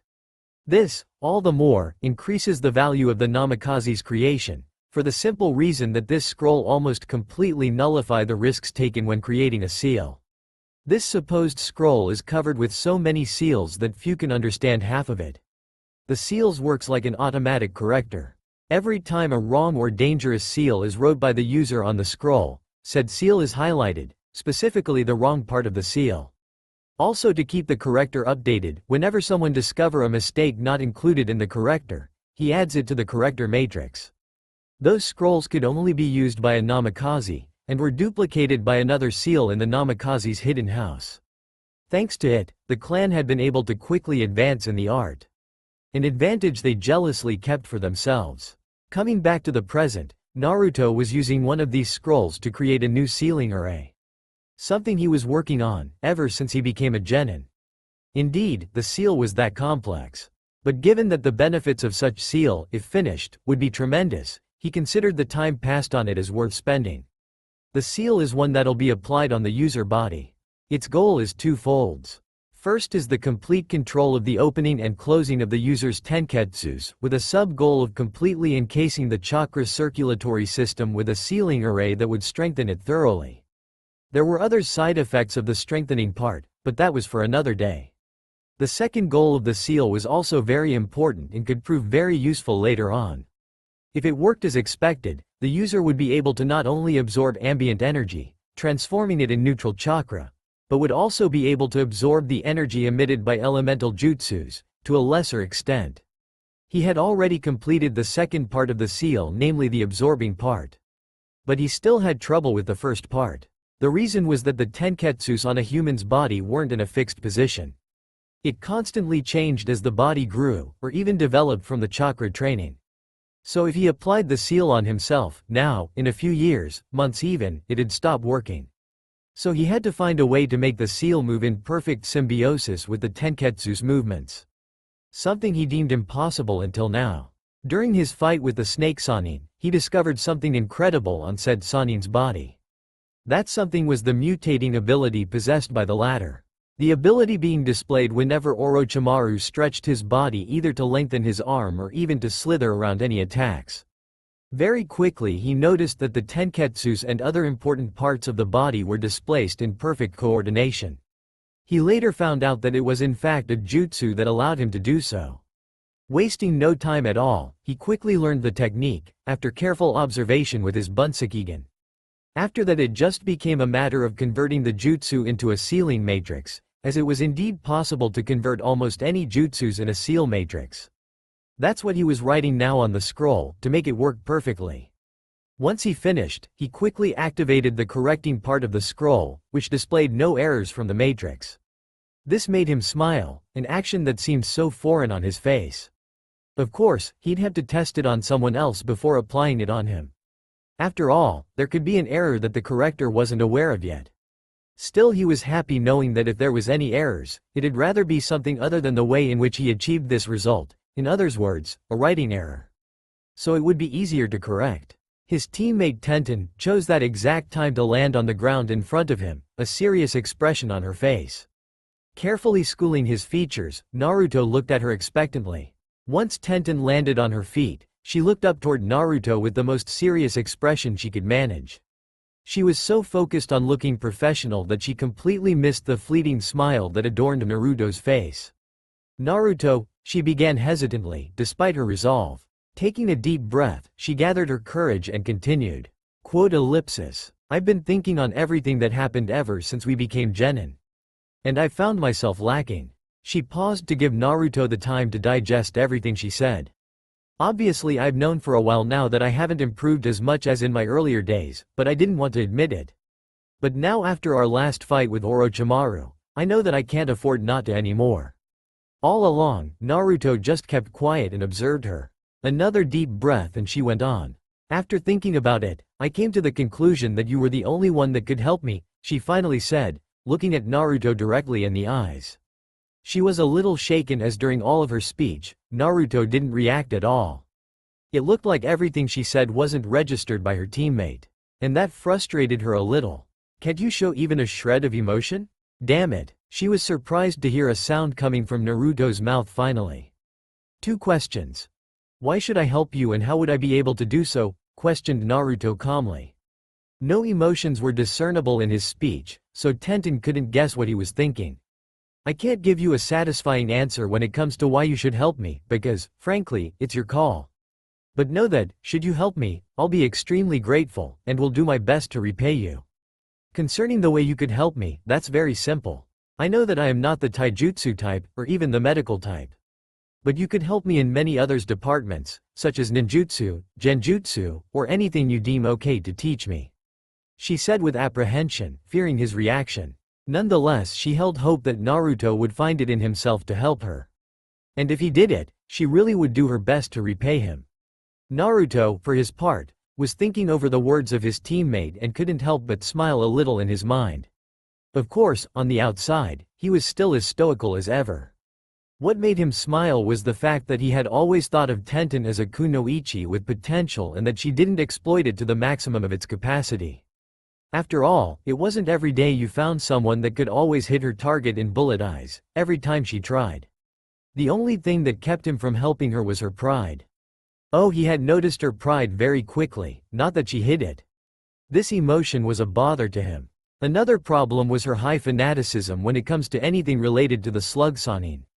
He couldn't and would never help someone that thought highly of Tsunade. His reasoning was his own and he would never disclose it to anyone.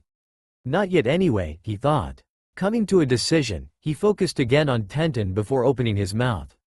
"I'll think about it," before rising from his position on the ground, as it was time for them to depart from this place and look for their missing teammate. Tenten hearing this was a little disappointed, but her mood quickly rose up when she heard Naruto's parting word. "But you will need to show me just how serious you are about it." With Team 7. Team 7 was made of 3 members not including their sensei. They were Sakura Haruno, Sai and Sasuke Uchiha. Each member was very important to the team in their own rights. Not that their worth was easily discernible at first sight. First was Sai. Nothing worth mentioning unless you took a closer look. The boy was the focus of many strange events. One of them was the fact that he was always present whenever his teammate, the Uchiha, was in trouble. If he wasn't a guy and didn't have any inclination for males, many would assume that he was stalking the Uchiha. Another strange thing about him was the fact that he didn't go the academy like the other genins. He just appeared at the genin exams, having been sponsored by an unknown entity, for a spot in the graduating members. But the strangest and creepiest thing about him was without a doubt his smile. If there was one thing everyone knew about him, it was the perpetual smile that adorned on his face. No one ever saw him without said creepy smile plastered on his face. It went to a point where many wouldn't recognize him without him having that smile. Then there is Haruno Sakura, the only girl of the group. Now some would assume that she would be given a hard time by the other members of her team as she was the only girl. But they would be far from the truth. The truth of the matter was that she was the self-assumed vice-captain of the team, with Sasuke as captain. Going by her words, you would reach the only conclusion available. She was a fangirl. Indeed, if you were looking for her in the village, you just needed to find Sasuke, and you will be certain that she is close by. She was always chasing after him, praising him at every opportunity she got, even when the latter wasn't deserving of any praise. Like her teammate Sai, she had a distinctive feature about her. Her hairs were pink. Indeed, very strange in the shinobi world where almost everyone, including the civilians, did everything they could to appear unnoticeable. But, apparently, it was a feature present in every Haruno. No one knew the reason behind it. After all, you must have angered the wrong person to get cursed like that. That was the thought of many. And finally the last member of the team, Uchiha Sasuke, last, loyal, Uchiha of Konoha, last possible wielder of their Kekkei Genkei, the Sharingan and many other such titles. If you were to ask a civilian who Sasuke was, the first thing they would say was something along the lines of, "He is the greatest genius to have ever come from Konoha." But if you were to ask a ninja, they would ask you in return and with a straight face, "Are you talking about that pseudo-genius?" You didn't need to be a genius to understand that Sasuke was very much liked by the civilian part of the village, but when it comes to the ninja part, he was nothing more than another genin hopeful with only his ego to boast. Oh, he was gifted, that was for sure. After all, he didn't become the rookie of his year by being a weakling. But he was nothing compared to the genius that Konoha was famous for. But I digress. At the moment, Team 7 was in a precarious situation. During the beginning of the Forest of Death part of the exam, they met with none other than Orochimaru, the Snake Sannin in person. A man, if you could even call him that anymore, that very few even among the Junin wanted to meet. It was a wonder how they had survived such encounter. Back to the matter at hand, among the team, the only one still standing was Sakura. In fact, the other two were unconscious. She was standing in front of a cave she found. Inside the cave, lying on the ground were her two teammates Sasuke and Sai. Sasuke was unconscious ever since the snake freak, as she called him, bite him on the neck. Sai on the other hand lost consciousness after being manhandled by Orochimaru, when he tried to defend his teammates. She has been forced to stay awake all night, watching after her teammates, just in case another team tried to take them out when they were knocked out. That is why she was trying desperately not to close her eyes. The only thing that slightly comforted her was the devious trap she put around her position, in hope of either alerting her of an intruder or taking said intruder out, thus escaping a confrontation she wasn't ready to partake in at the moment. Unfortunately for her, she forgot that in the shinobi's world, nothing ever goes as planned. And every bad things that can happen, will happen, as Murphy once said. Not far from Sakura's position, crouched behind a bush, was a team from Oto no Kuni, the newly created shinobi village of the Sound. The team was composed of 2 guys and 1 girl. One of the male had medical bandages wrapping most of his face, only revealing his left eye. He also wore a strange poncho and a snake-patterned scarf around his neck. What was interesting about him was the large amplifier on his arm. The girl in the team also had a snake-patterned scarf around her neck, with the Sound headband proudly displayed on her forehead. She had long black hairs that fell on her shoulders. The last male too had the same scarf and the same headband on his forehead. On the other hand, he had some protections on each of his cheeks that seemed to cling on his face. They were talking in hushed tones, as to not disclose their position. "Does any of you see the target anywhere?" the only female asked to her companions who seemed to be searching for something. "No, not yet anyway, but considering that girl is teammate with our target, he is bound to be somewhere close," answered the one with the amplifier. "What about the cave the girl seems to be protecting? Maybe the missing members of her team are inside," the last male said. "Yeah, they must be inside of it. But why would she keep guard only by herself, the whole night? Maybe the others too aren't in the best shape. A good thing for us. We should take advantage of this," the girl said with a smirk on her face. The others too nodded, and were about to move, when the one with the amplifier raised his arm, halting them. The other two, wondering what was going on, just observed their teammate who seemed to be rummaging inside his backpack. A few moments later, he removed his hand from the pack with a brown rabbit. And then he did a shocking thing. He attached an explosive tag on the back of the rabbit, in a way that completely hid it from sight. The others couldn't help but wince a little for the poor rabbit. Don't you think it's a little too much dosu? Everything dies one way or another. The only thing that differs is the time and manner in which they die. So why should I feel bad about this? Instead, the rabbit should thank me for saving him from a tiring life, the newly revealed dosu said with complete apathy. Surprisingly, none of his teammates reacted. showing that either they were already used of this dosu, or they simply didn't care one bit. Dosu ushered the rabbit towards the lone girl sitting in front of the cave. Said girl was looking around with half-opened eyes, a result of her keeping guard the whole night. Fortunately, she was still awake enough to notice the innocent-looking rabbit closing on her. Oh no, if it keeps going in that direction, it will reveal my trap. She quickly took a kunai from her pouch, and sends it at the animal. The weapon slammed just in front of said rabbit, scaring him enough to make him change direction and return to his captors. In the bush, the members of the auto team were frowning at what happened. Do you think she noticed the tag? The girl looked at Dosu. No, I don't think so. She must have done this for another reason, and the simple action of scaring a rabbit made them look more closely around the area the rabbit was before. It wasn't long before they found the reason behind Sakura's action. There is a trap there. She must have scared the rabbit away, to stop it from revealing the trap she lays there. Smart girl, she is. Anyway, I think we have wasted enough time now. What do you say? We make a frontal attack, Zaku, Kin. Dosu said while moving towards their target, followed closely by his teammates. Sakura, who was a little alert now since the episode with the rabbit, immediately noticed the auto team, and couldn't help but curse the heaven for her bad luck. Great, that's the team that tried to kill Kabuto at the written exams. She thought, focusing on them and their every moves. Zaku, being the impatient one among the others too, was quick to move towards Sakura, taking care of dodging the trap laid on the ground. All the while, smirking like a predator about to gut his prey. Unfortunately, he shouldn't have underestimated her, as just after having crossed the trap, he activated another one by putting his foot on a hidden thread.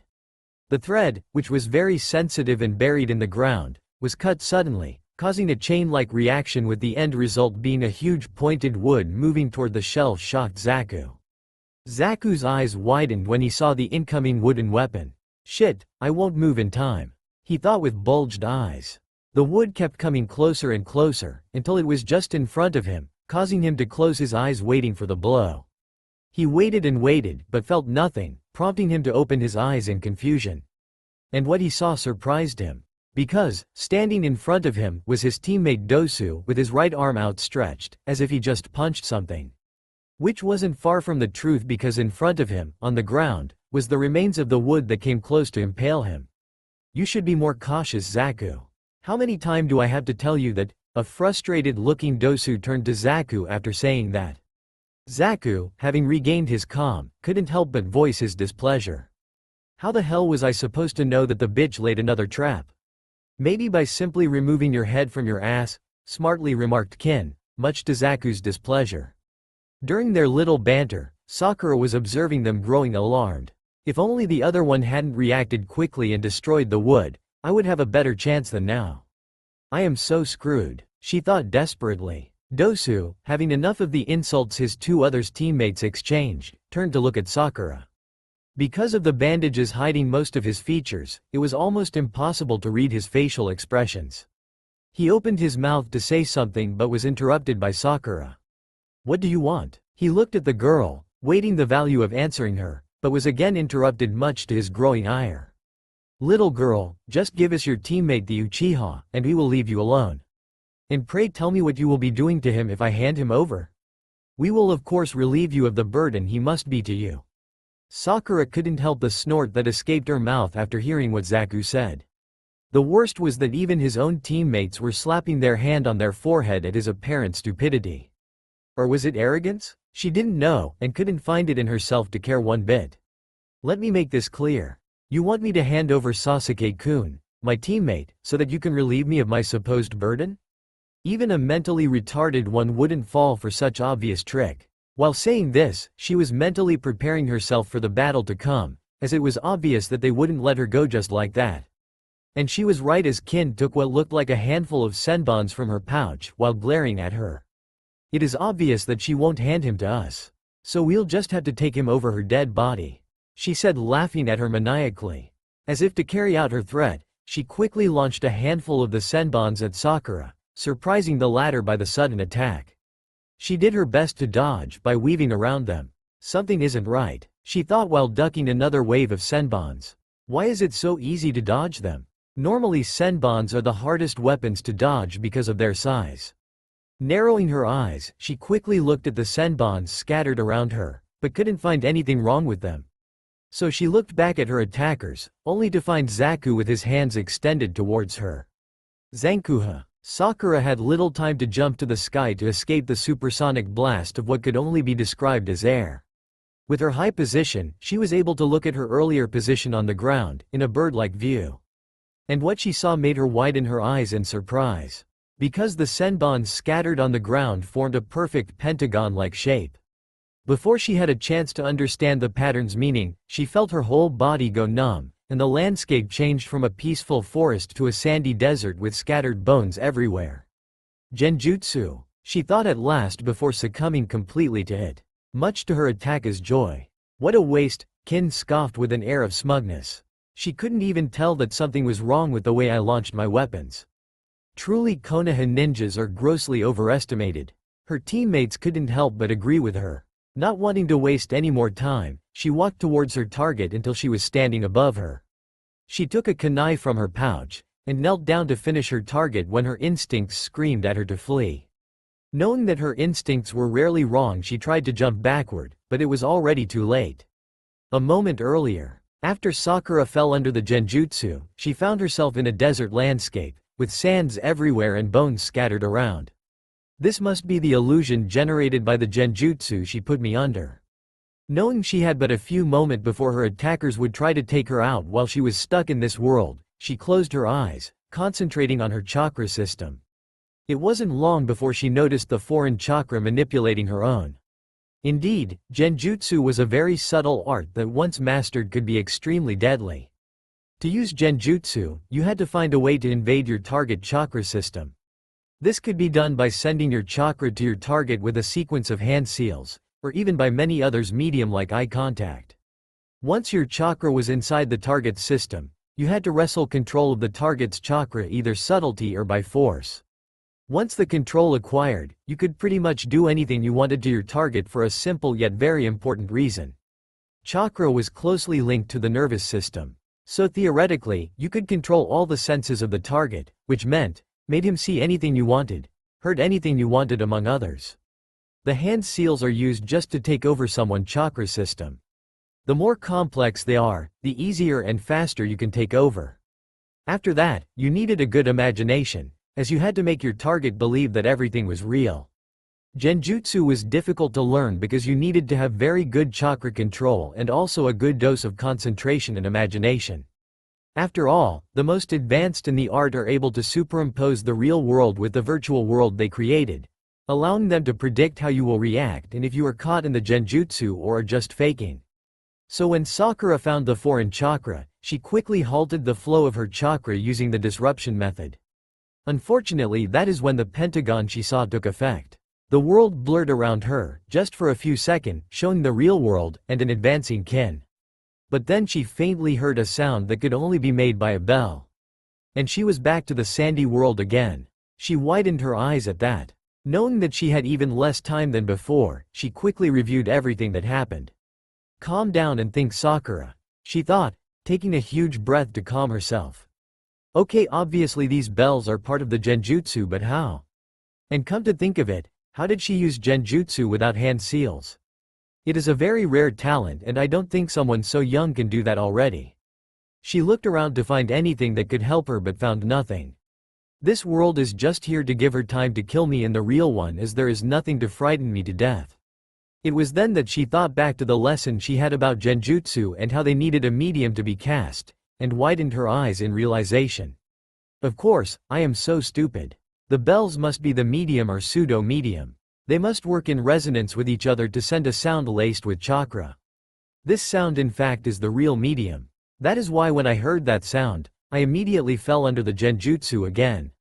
So to get out of this, I must kill my sense of hearing. She thought, smiling. She acted quickly, by sending chakra to her ears. But instead of enhancing them, she completely shut them down, making her virtually deaf. It was a technique that required perfect control of one chakra, lest you irreversibly destroyed your senses. This took immediate effect, as she found herself again in the real world, with Kin standing just above her, and reaching for her kunai. Thinking quickly, she discreetly retrieved a kunai from her pouch, waiting for the right time to make her move. That time came when Kin leaned towards her to strike. And like a tiger ready to pounce on his prey, she struck hard. Kin was head through the vicinity of the clearing they found themselves.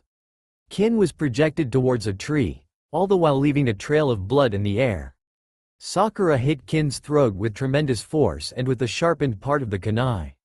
The only thing that saved the latter was the jump she made at the last second, thus reducing the damage done to her throat. But the deed was done, as blood was flowing freely out of her body. "Why do I feel so lightheaded?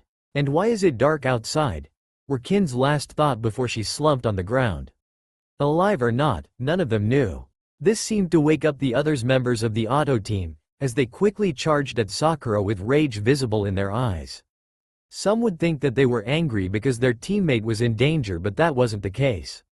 They were upset only because Sakura managed to deceive them and at the same time, mortally strike one of them. Sakura, having noticed the others two approach, quickly took a handful of shurikens from her pouch and launched them at the two.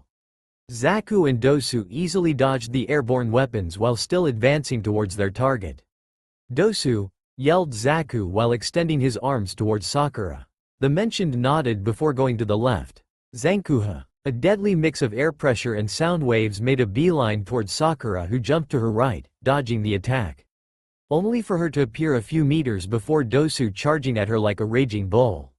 She could only widen her eyes in shock and surprise, having not thought that the two could use teamwork, going by their seemingly bad relationship.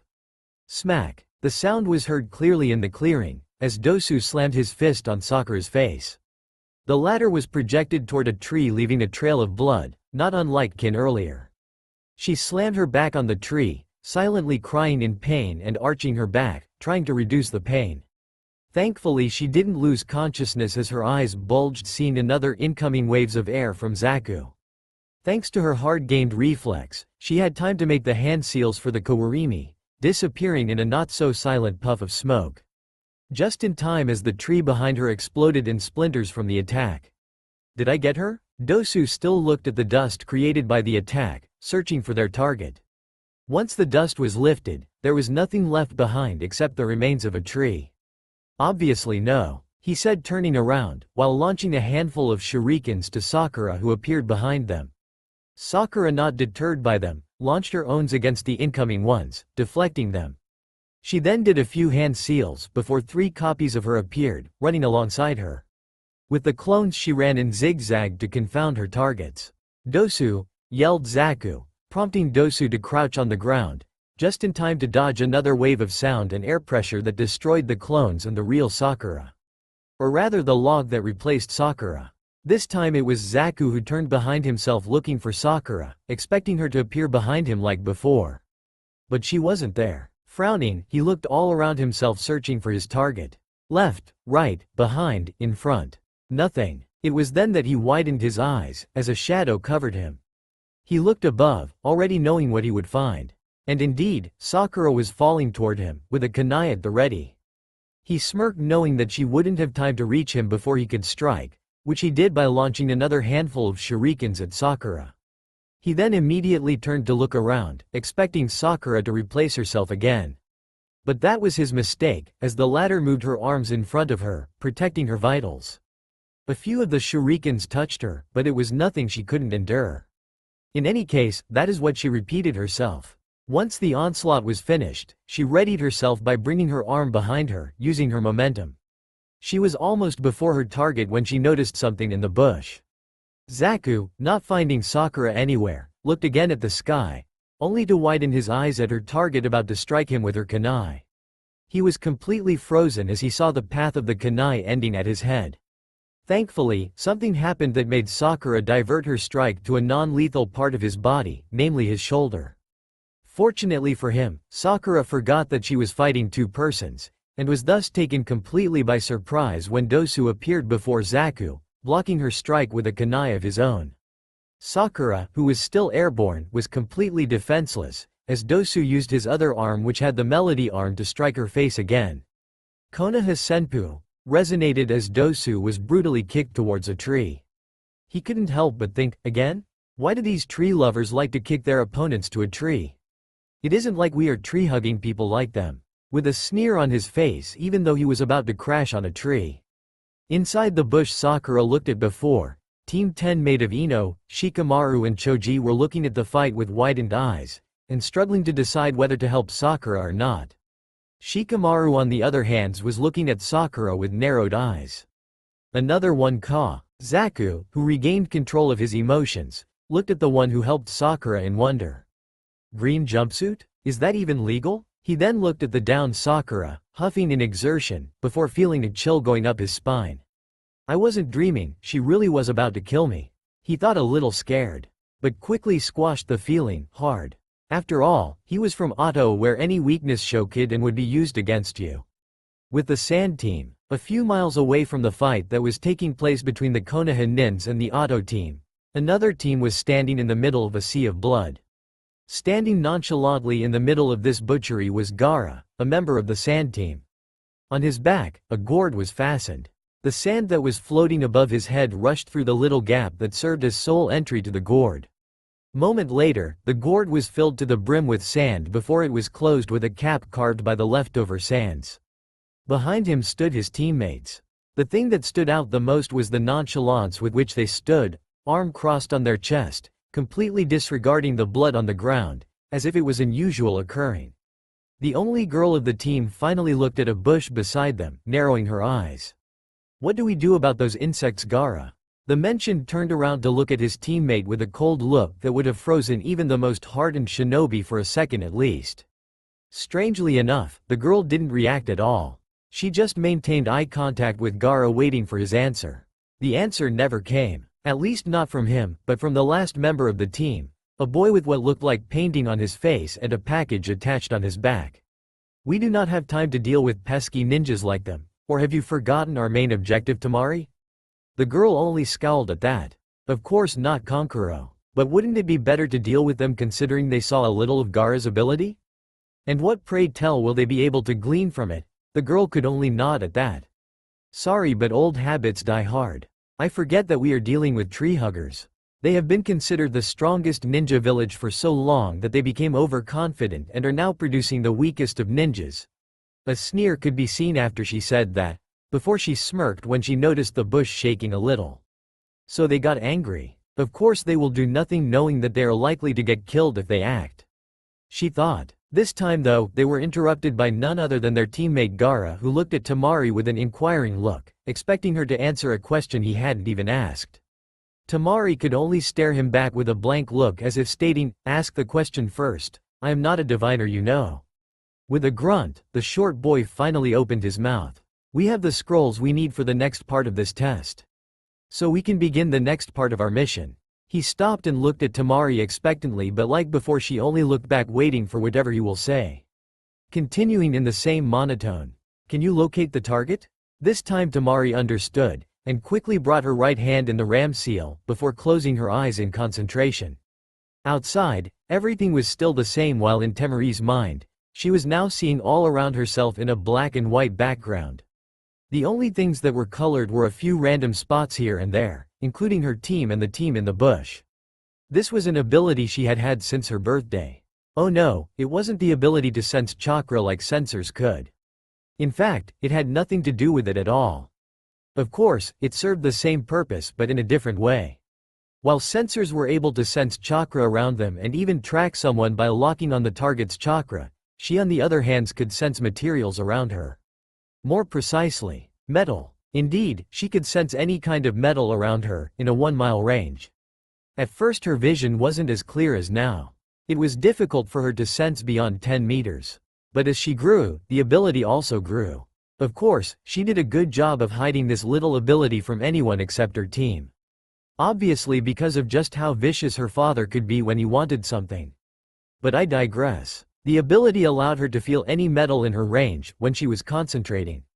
Considering the amount of metal ninjas carry, it was safe to say that few could sneak past her.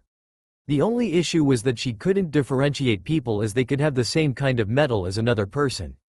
So to overcome this problem, she came up with a metal that was almost impossible to find anywhere. And now she just had to mark her target by putting a sample of it on their bodies, before she could track them easily. Concentrating on the metal she was looking for, she extended her range to the limit. After a minute or so, she opened her eyes with a frown on her face. "I can't find the target." The reaction was immediate. "What do you mean you can find him? I thought you marked him?" Kankuro asked, looking surprised more than anything. "Not him," she said, looking at the space thinking. Kankuro, noticing what she said, frowned.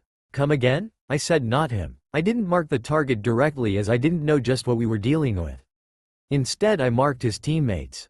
"So you chickened," Kankuro said, smirking at Temari, who glared at him before looking at Gaara. "Anyway, if I can't find them, that means they're outside my range. So it isn't my fault." Gaara frowned at that. Also, this was the first time he showed any emotions since they started speaking.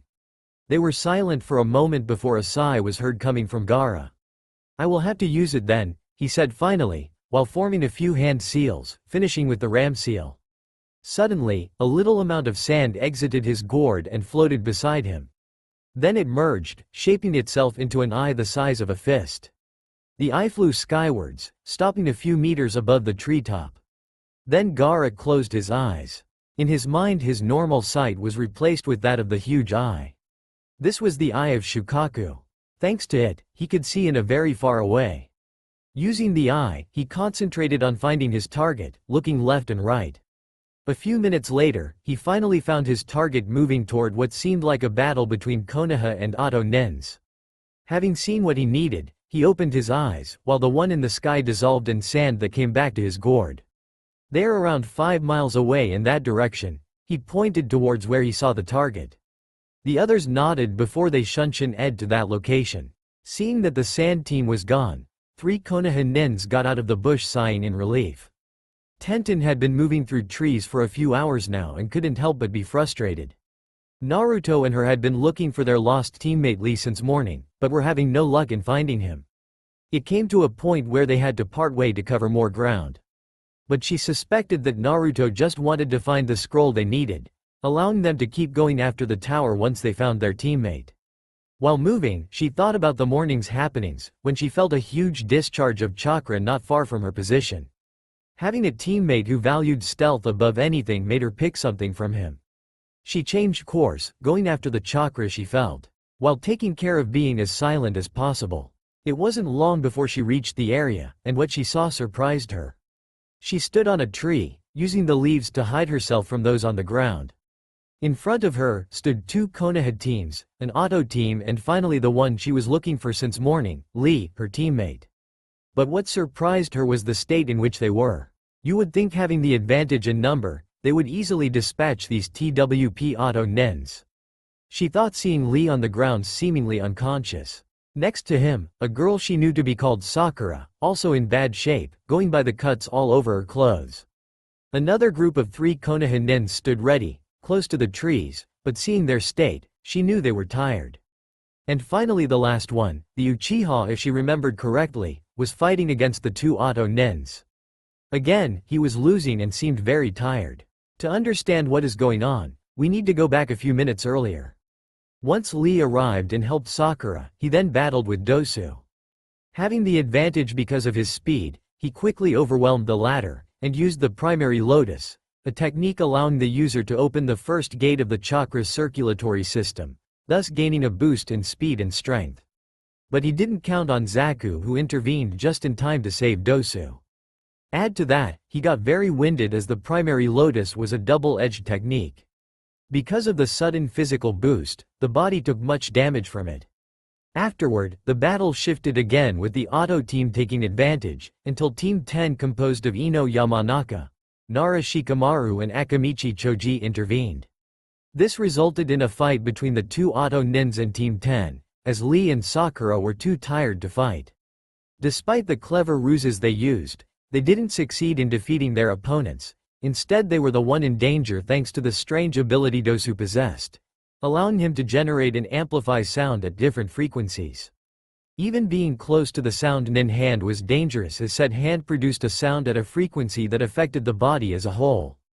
It wasn't long before they disposed of the Konoha team, or rather rendered them unable to fight anymore. When they were about to finish the work though, Their primary target, the Uchiha, finally woke up covered from head to toes with black marking that moved around his body. Being familiar with the cursed seal, they quickly understood what was going on and they weren't pleased to say the least. After all, no one would be happy to learn that they were just pawns to someone. Pawns because they deducted from everything that happened since the start of their mission, that Orochimaru was using them to test the Uchiha, considering the fact that he gave him the cursed seal.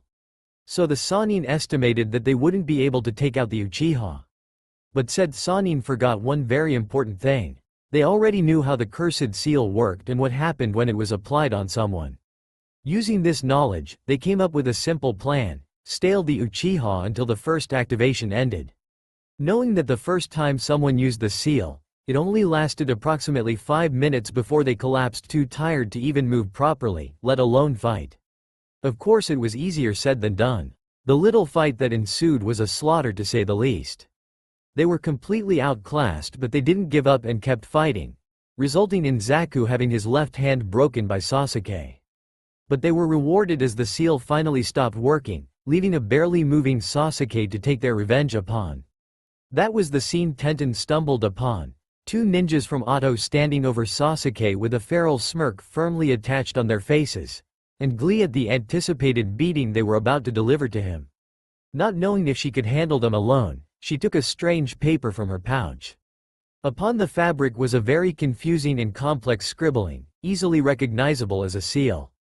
She sent her chakra to it, knowing that it would not only alert Naruto that she found Lee, but also work as a beacon of chakra, literally, allowing Naruto to find her quickly. She looked again at the scene and saw Dosu and Zaku beating the Uchiha, but chose not to interfere as they weren't attacking her teammate. In this forest, there is no Konoha team, only the strong will survive to see the next part of the exams. She thought harshly. A few meters from the fight, the Sand team was looking at the scene in surprise, not having expected the Konoha team to have been felled by ninjas from such a weak country. They were even more surprised upon seeing a member of the team hailed as strongest genin team of Konoha, unconscious. Temari looked at Kankuro with an incredulous look on her face. I thought they were supposed to be extremely powerful. Kankuro looked at her intrigued. Whom are you talking about? The one with the green jumpsuit. He is a member of our target's team. Who did you think I was talking about? The Uchiha. Anyway, it is surprising indeed, especially against such weak opponents. But where are the other members of the team? Kankuro looked at Gaara at this with a questioning look. Gaara only raised his right hand, pointing with his finger the area where Tenten hiding. He then said with complete apathy, the girl on the team is hiding there. Namikaze on the other hand, isn't here. They must have been separated. The others too nodded while keeping an eye on what was going on. The whole time thinking about how to get information on Naruto, not wanting to meet the Cage, their father, with nothing to report. Naruto was moving from trees to trees, in the direction Tenten took earlier when they parted way. He finally found the scroll they needed. All in all, they had 5 heaven and 1 earth scrolls. He couldn't help but feel good about himself, knowing that they could now move up to the next stage of the exam. It was then that he felt a paper on his pouch burn. Knowing the meaning of the heat, he quickly activated his sensor ability to search his surrounding, looking specifically for the signature emitted by the paper he gave to Tenten. Surprisingly, he found her quickly as she wasn't that far from his current position. But he was a little alarmed as he sensed a large variety of signatures in the area she was, causing him to conclude that she was in hostile territory. He increased his speed to such a level that he was only a blur for anyone that was looking at him. He arrived at the area a minute later, having stopped far from the actual area as he was analyzing what was going on. 11 ninjas in the clearing, including Tenten and Lee. Tenten is still hiding. Good, she didn't try to play the hero. He then looked behind Tenten. Another team close to them. The Sand team, if I correctly remember their signature. Finally he looked at his right where he sensed another ninja. Also even further away is the one who gave information about genins in the exam. What was his name again? Yes, Kabuto. He is observing everything that is happening. To resume, Tenten is spying upon those in the clearing. She doesn't know that she is also being observed by the Sand team, who strangely enough, are also being observed unwittingly by Kabuto. In what kind of world did I stumble upon? He thought, sighing to himself.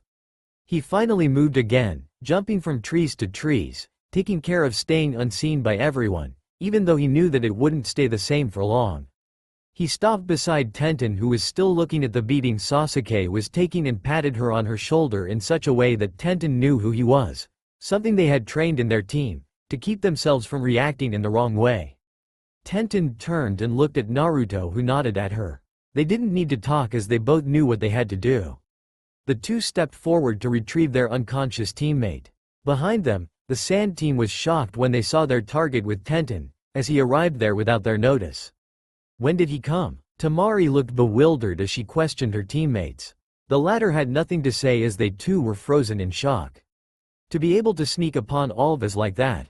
Namikaze, you will definitely feed mother with your blood. A maniacal smile could be seen upon Gaara's face, prompting his teammates to stand back a little in fright. Again with his psychotic smile. Does God really hate me so much? I have a psycho as little brother and a bossy girl as big sister. And as if it wasn't enough, we are on the same team. What did I do to deserve such thing? Kankuro thought, dejected. In the clearing, Dosu was still beating the helpless Sasuke, with the other looking at this, powerless to do anything, when he sensed two people above them in the trees. They turned around to look at the people daring to interrupt them on their self-deserved reward, but couldn't help but frown at what they saw. Another Konoha team, it seems. Is it me, or they are coming here like a flock of birds? Dosu asked sarcastically, with Zaku smirking at the jab. Talk about spoil sport. Dosu smirked too, even though it wasn't visible on his face thanks to the medical tape on his face. Meanwhile, the two kept moving towards the downed Lee, not even caring about what the auto ninjas were saying. What do you think you are doing? Zaku said once he saw them heading for one of the downed Konoha nins. This time, they faced Dosu and Zaku. Isn't it obvious? We are here to retrieve our teammate there. Tenten pointed at the area Lee was. Dosu narrowed his eyes at that before he looked at Naruto with an intense stare. He couldn't help but sense something amiss about Naruto. Where did I see him? Zaku, not liking the tone Tenten used, glared at her.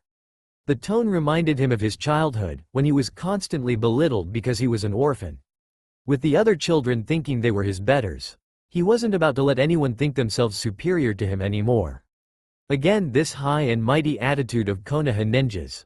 He said with distaste, always thinking they are superior to anyone not from Konoha. I have news for you, bitch. In the real world, ninjas like you are always the first to die. Tenten looked at him with an incredulous look. Has he lost his mind or something? I just explained to him what we were doing here and now he's telling me about his fucking life story. What the fuck? Naruto, on the other hand, couldn't stop the snort escaping from his mouth. I wonder who the arrogant one here really is. Unfortunately, the snort was noticed by the auto ninjas, and this only served to increase their anger. Zaku moved his hand to retrieve some spare kunais when Dosu finally recognized Naruto. I knew I had seen you somewhere. You must be the Namikaze everyone in the elemental countries is talking about. The son of the Yellow Flash. He exclaimed, inciting a gasp of surprise from everyone actually in the clearing, as it was the first time most of them saw him. So this is him? How troublesome. At least they will help. Maybe, Shikamaru thought while looking at what was going on. The other members of his team were also happy. After all, in their conditions they would gladly accept any help they could receive. So it is him, the supposed strongest genin in Konoha? I don't see anything that set him apart from us. Sasuke thought while raising his head, looking at the new incomers. Even raising his head was painful after the beating he received. But he was an Uchiha. He would do anything to keep his pride intact. Naruto sighed at what Dosu said. And what if I am? Were the first words everyone heard from him. Dosu and Zaku couldn't help the smirk that appeared on their faces. An even more interesting target than the Uchiha. Imagine the fame we'll get if we took out the last Namikaze. This will show Orochimaru not to underestimate us. Both auto nins thought. A creepy thing, considering they had the same thought at the same time. Zaku finally spoke again, looking at Naruto with glee. If you are, then we will just take care of you like we did with the others here. He gestured to the beaten team 10 and 7. He then turned to Dosu. Dosu, can you imagine what will happen if we were to tell our superiors that we took out the Namikaze? The glee on Zaku's face seemed contagious, as Dosu also sported one himself, hearing what Zaku said. I know, Zaku, I know. Tenten couldn't help but roll her eyes at what she was witnessing. Excuse me, but are both of you idiots or something? Dosu and Zaku looked at her again with incredulous eyes. I couldn't hear you correctly. What did you said? Zaku asked, trembling with suppressed rage. Tenten, as if she didn't notice the rage in his eyes, kept going. You heard me right. You take me for a recorder or something? She put her hands on her waist as if to make a point. You don't pay me for repeating what your retarded mind cannot understand, do you? Dosu and Zaku were now shaking in rage, unable to contain their emotions anymore. Unfortunately for them, it seems Tenten wasn't finished with them. And I don't even think that you could afford my services. Look at you. One has a medical tape covering the whole part of his face. Were you brought back to life by your parents or something? I could swear that you were a mommy from where I was standing looking at you. It was gradual, but even those in the clearing and around cracked a little smile at that. And if that wasn't enough, Zaku smiled a little too, which didn't go unnoticed by his teammate, who was quick to scold him. He pointed Zaku with his finger in anger. Don't you dare laugh at this. You are with the Konoha team or what? Zaku quickly rose his hand in defense, but before he could speak, someone spoke again. That person was someone they were beginning to hate with passion. And that is not even talking about the other one standing there like a glorified pig with too much ego to notice his own failing. This time, it was Zaku who looked at her with murderous eyes, which only seemed to make Tenten smile. What, did I hurt your feelings? She rolled her eyes again. Sorry, I didn't know that behind this bad guy attitude of yours was hiding a little girl lacking love. The fact that she was saying all of this with a straight face made the others think that she was deadly serious and thought everything she said was the truth. The ones on the receiving end of her comments, on the other hand, didn't seem very happy at all and were ready to charge her with everything they had. Meanwhile, Naruto sighed, already knowing that Tenten would react like this. Very few knew this, but she liked to berate others using words, either by being sarcastic or by pointing out the truth they hid from. Understandable, as she grew up with other children who were physically stronger than her, until she began her ninja training, that is. He turned around, showing his back to Dosu and Zaku, looking at Lee intensely. After a moment he opened his mouth. How long are you going to play dead? The voice was soft, maybe even too soft. There was nothing, no emotions behind those words. He was just stating a fact, an undeniable truth. Everyone looked at him surprised. They couldn't see with whom he was talking to after all. The only one on his line of sight was Lee and Sakura, who were unconscious. Still on the ground, the one Naruto was speaking to couldn't help but let out a frustrated growl. How does he knows? Sighing, he slowly rose to his feet, much to the surprise of the other observers. But who could blame them? They all thought Lee was unconscious until now. Lee couldn't help but point accusingly at Naruto with his finger. How the hell did you know I was faking? He yelled. Naruto, just as calmly as before, answered with a straight face. You were faking? I honestly thought you were just too lazy to wake up. He passed his hand on his hairs. My bad then. Before turning around to look at Tenten, Lee behind him looked like a dog that just lost his candy. That's it? You won't even explain to me how you knew? Naruto didn't even react to his grumbles, much to Lee's disappointment. Tenten, let's get out of here. I am tired of being in this forest. Tenten nodded, before turning back, not even glancing at those in the clearing who sported an incredulous look on their faces. Some shocked by the fact that they wouldn't receive any help, others by the dismissive way with which Team 9 treated them. Lee and Tenten were in front of Naruto as they were going towards their objective, the tower. When someone in the clearing once again interrupted them. You three are really getting on my nerves. You come here, treat us like crap, and think we will just let you go like that? An angered Dosu said. The visible parts of his face were red in anger. Still walking, Naruto didn't even face them when he answered. Like my teammate said earlier, you really are quite stupid. What? I dare you to repeat it to my face, bastard, Zaku yelled, incensed. And you will do what? Beat me with your only working hand? Naruto said carelessly. Look at you. One of you only have one unusable hand, another is on the ground bleeding to death, if not already dead. Not counting the fact that all of you are tired from all the fighting you did. And then the two of you have little to no chakra left, thanks to the childish way you used it before. Who in their right mind would waste their time in beating an enemy when they can just kill him and be done with it? The two had nothing to answer to that. Now that the rush of the battle was over, they saw just how badly they had handled things around here. Especially with one of their members on the ground, obviously dead, going by the amount of blood surrounding her. It was just now that they finally understood that they wouldn't be able to continue the exam, as they needed their third teammate to pass this part of the test. And now you want to engage a team not only fully rested, but one you don't even know the abilities. If that isn't the stupidest thing I've ever heard, now excuse us, but we have already wasted enough time as it is. Just be happy that I don't give a flying fuck about what happened to those Konoha nins. After all, if they have been enrolled in this exam, then that means their sensei have deemed them capable enough. With that, Naruto kept walking, ushering his teammates to do the same, even reluctantly. But they knew not to question him as he was the leader of the team, and going by the way he handled this, he wasn't in the best of mood. The Konoha nins in the clearing widened their eyes at the fact that they would be left to their fate. They were about to yell at them for help when Zaku did the dumbest thing he could have done. Granted, he wasn't very smart to begin with, but that was just the icing on the cake. He used his only available hand to point it at the walking Team 9 and yelled, "Zankuha!" A deadly wave of fused air pressure and sound waves headed quickly toward the still walking Team 9, with Naruto behind Tenten and Lee. Strangely enough, none of them reacted as if they weren't alarmed by the attack closing on them. They just had to awaken the dragon, didn't they? Tenten thought with a hint of pity.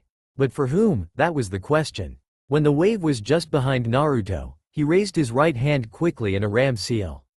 A red square of energy surrounded his middle and pointer finger before he muttered, "Ketsu." The effect was instantaneous as a bluish square barrier surrounded Team 9, shielding them from the attack. A violent explosion shook the clearing, lifting dust around the area of impact. "That will teach them not to underestimate us," Zaku said to Dosu, who looked at the smoke intently.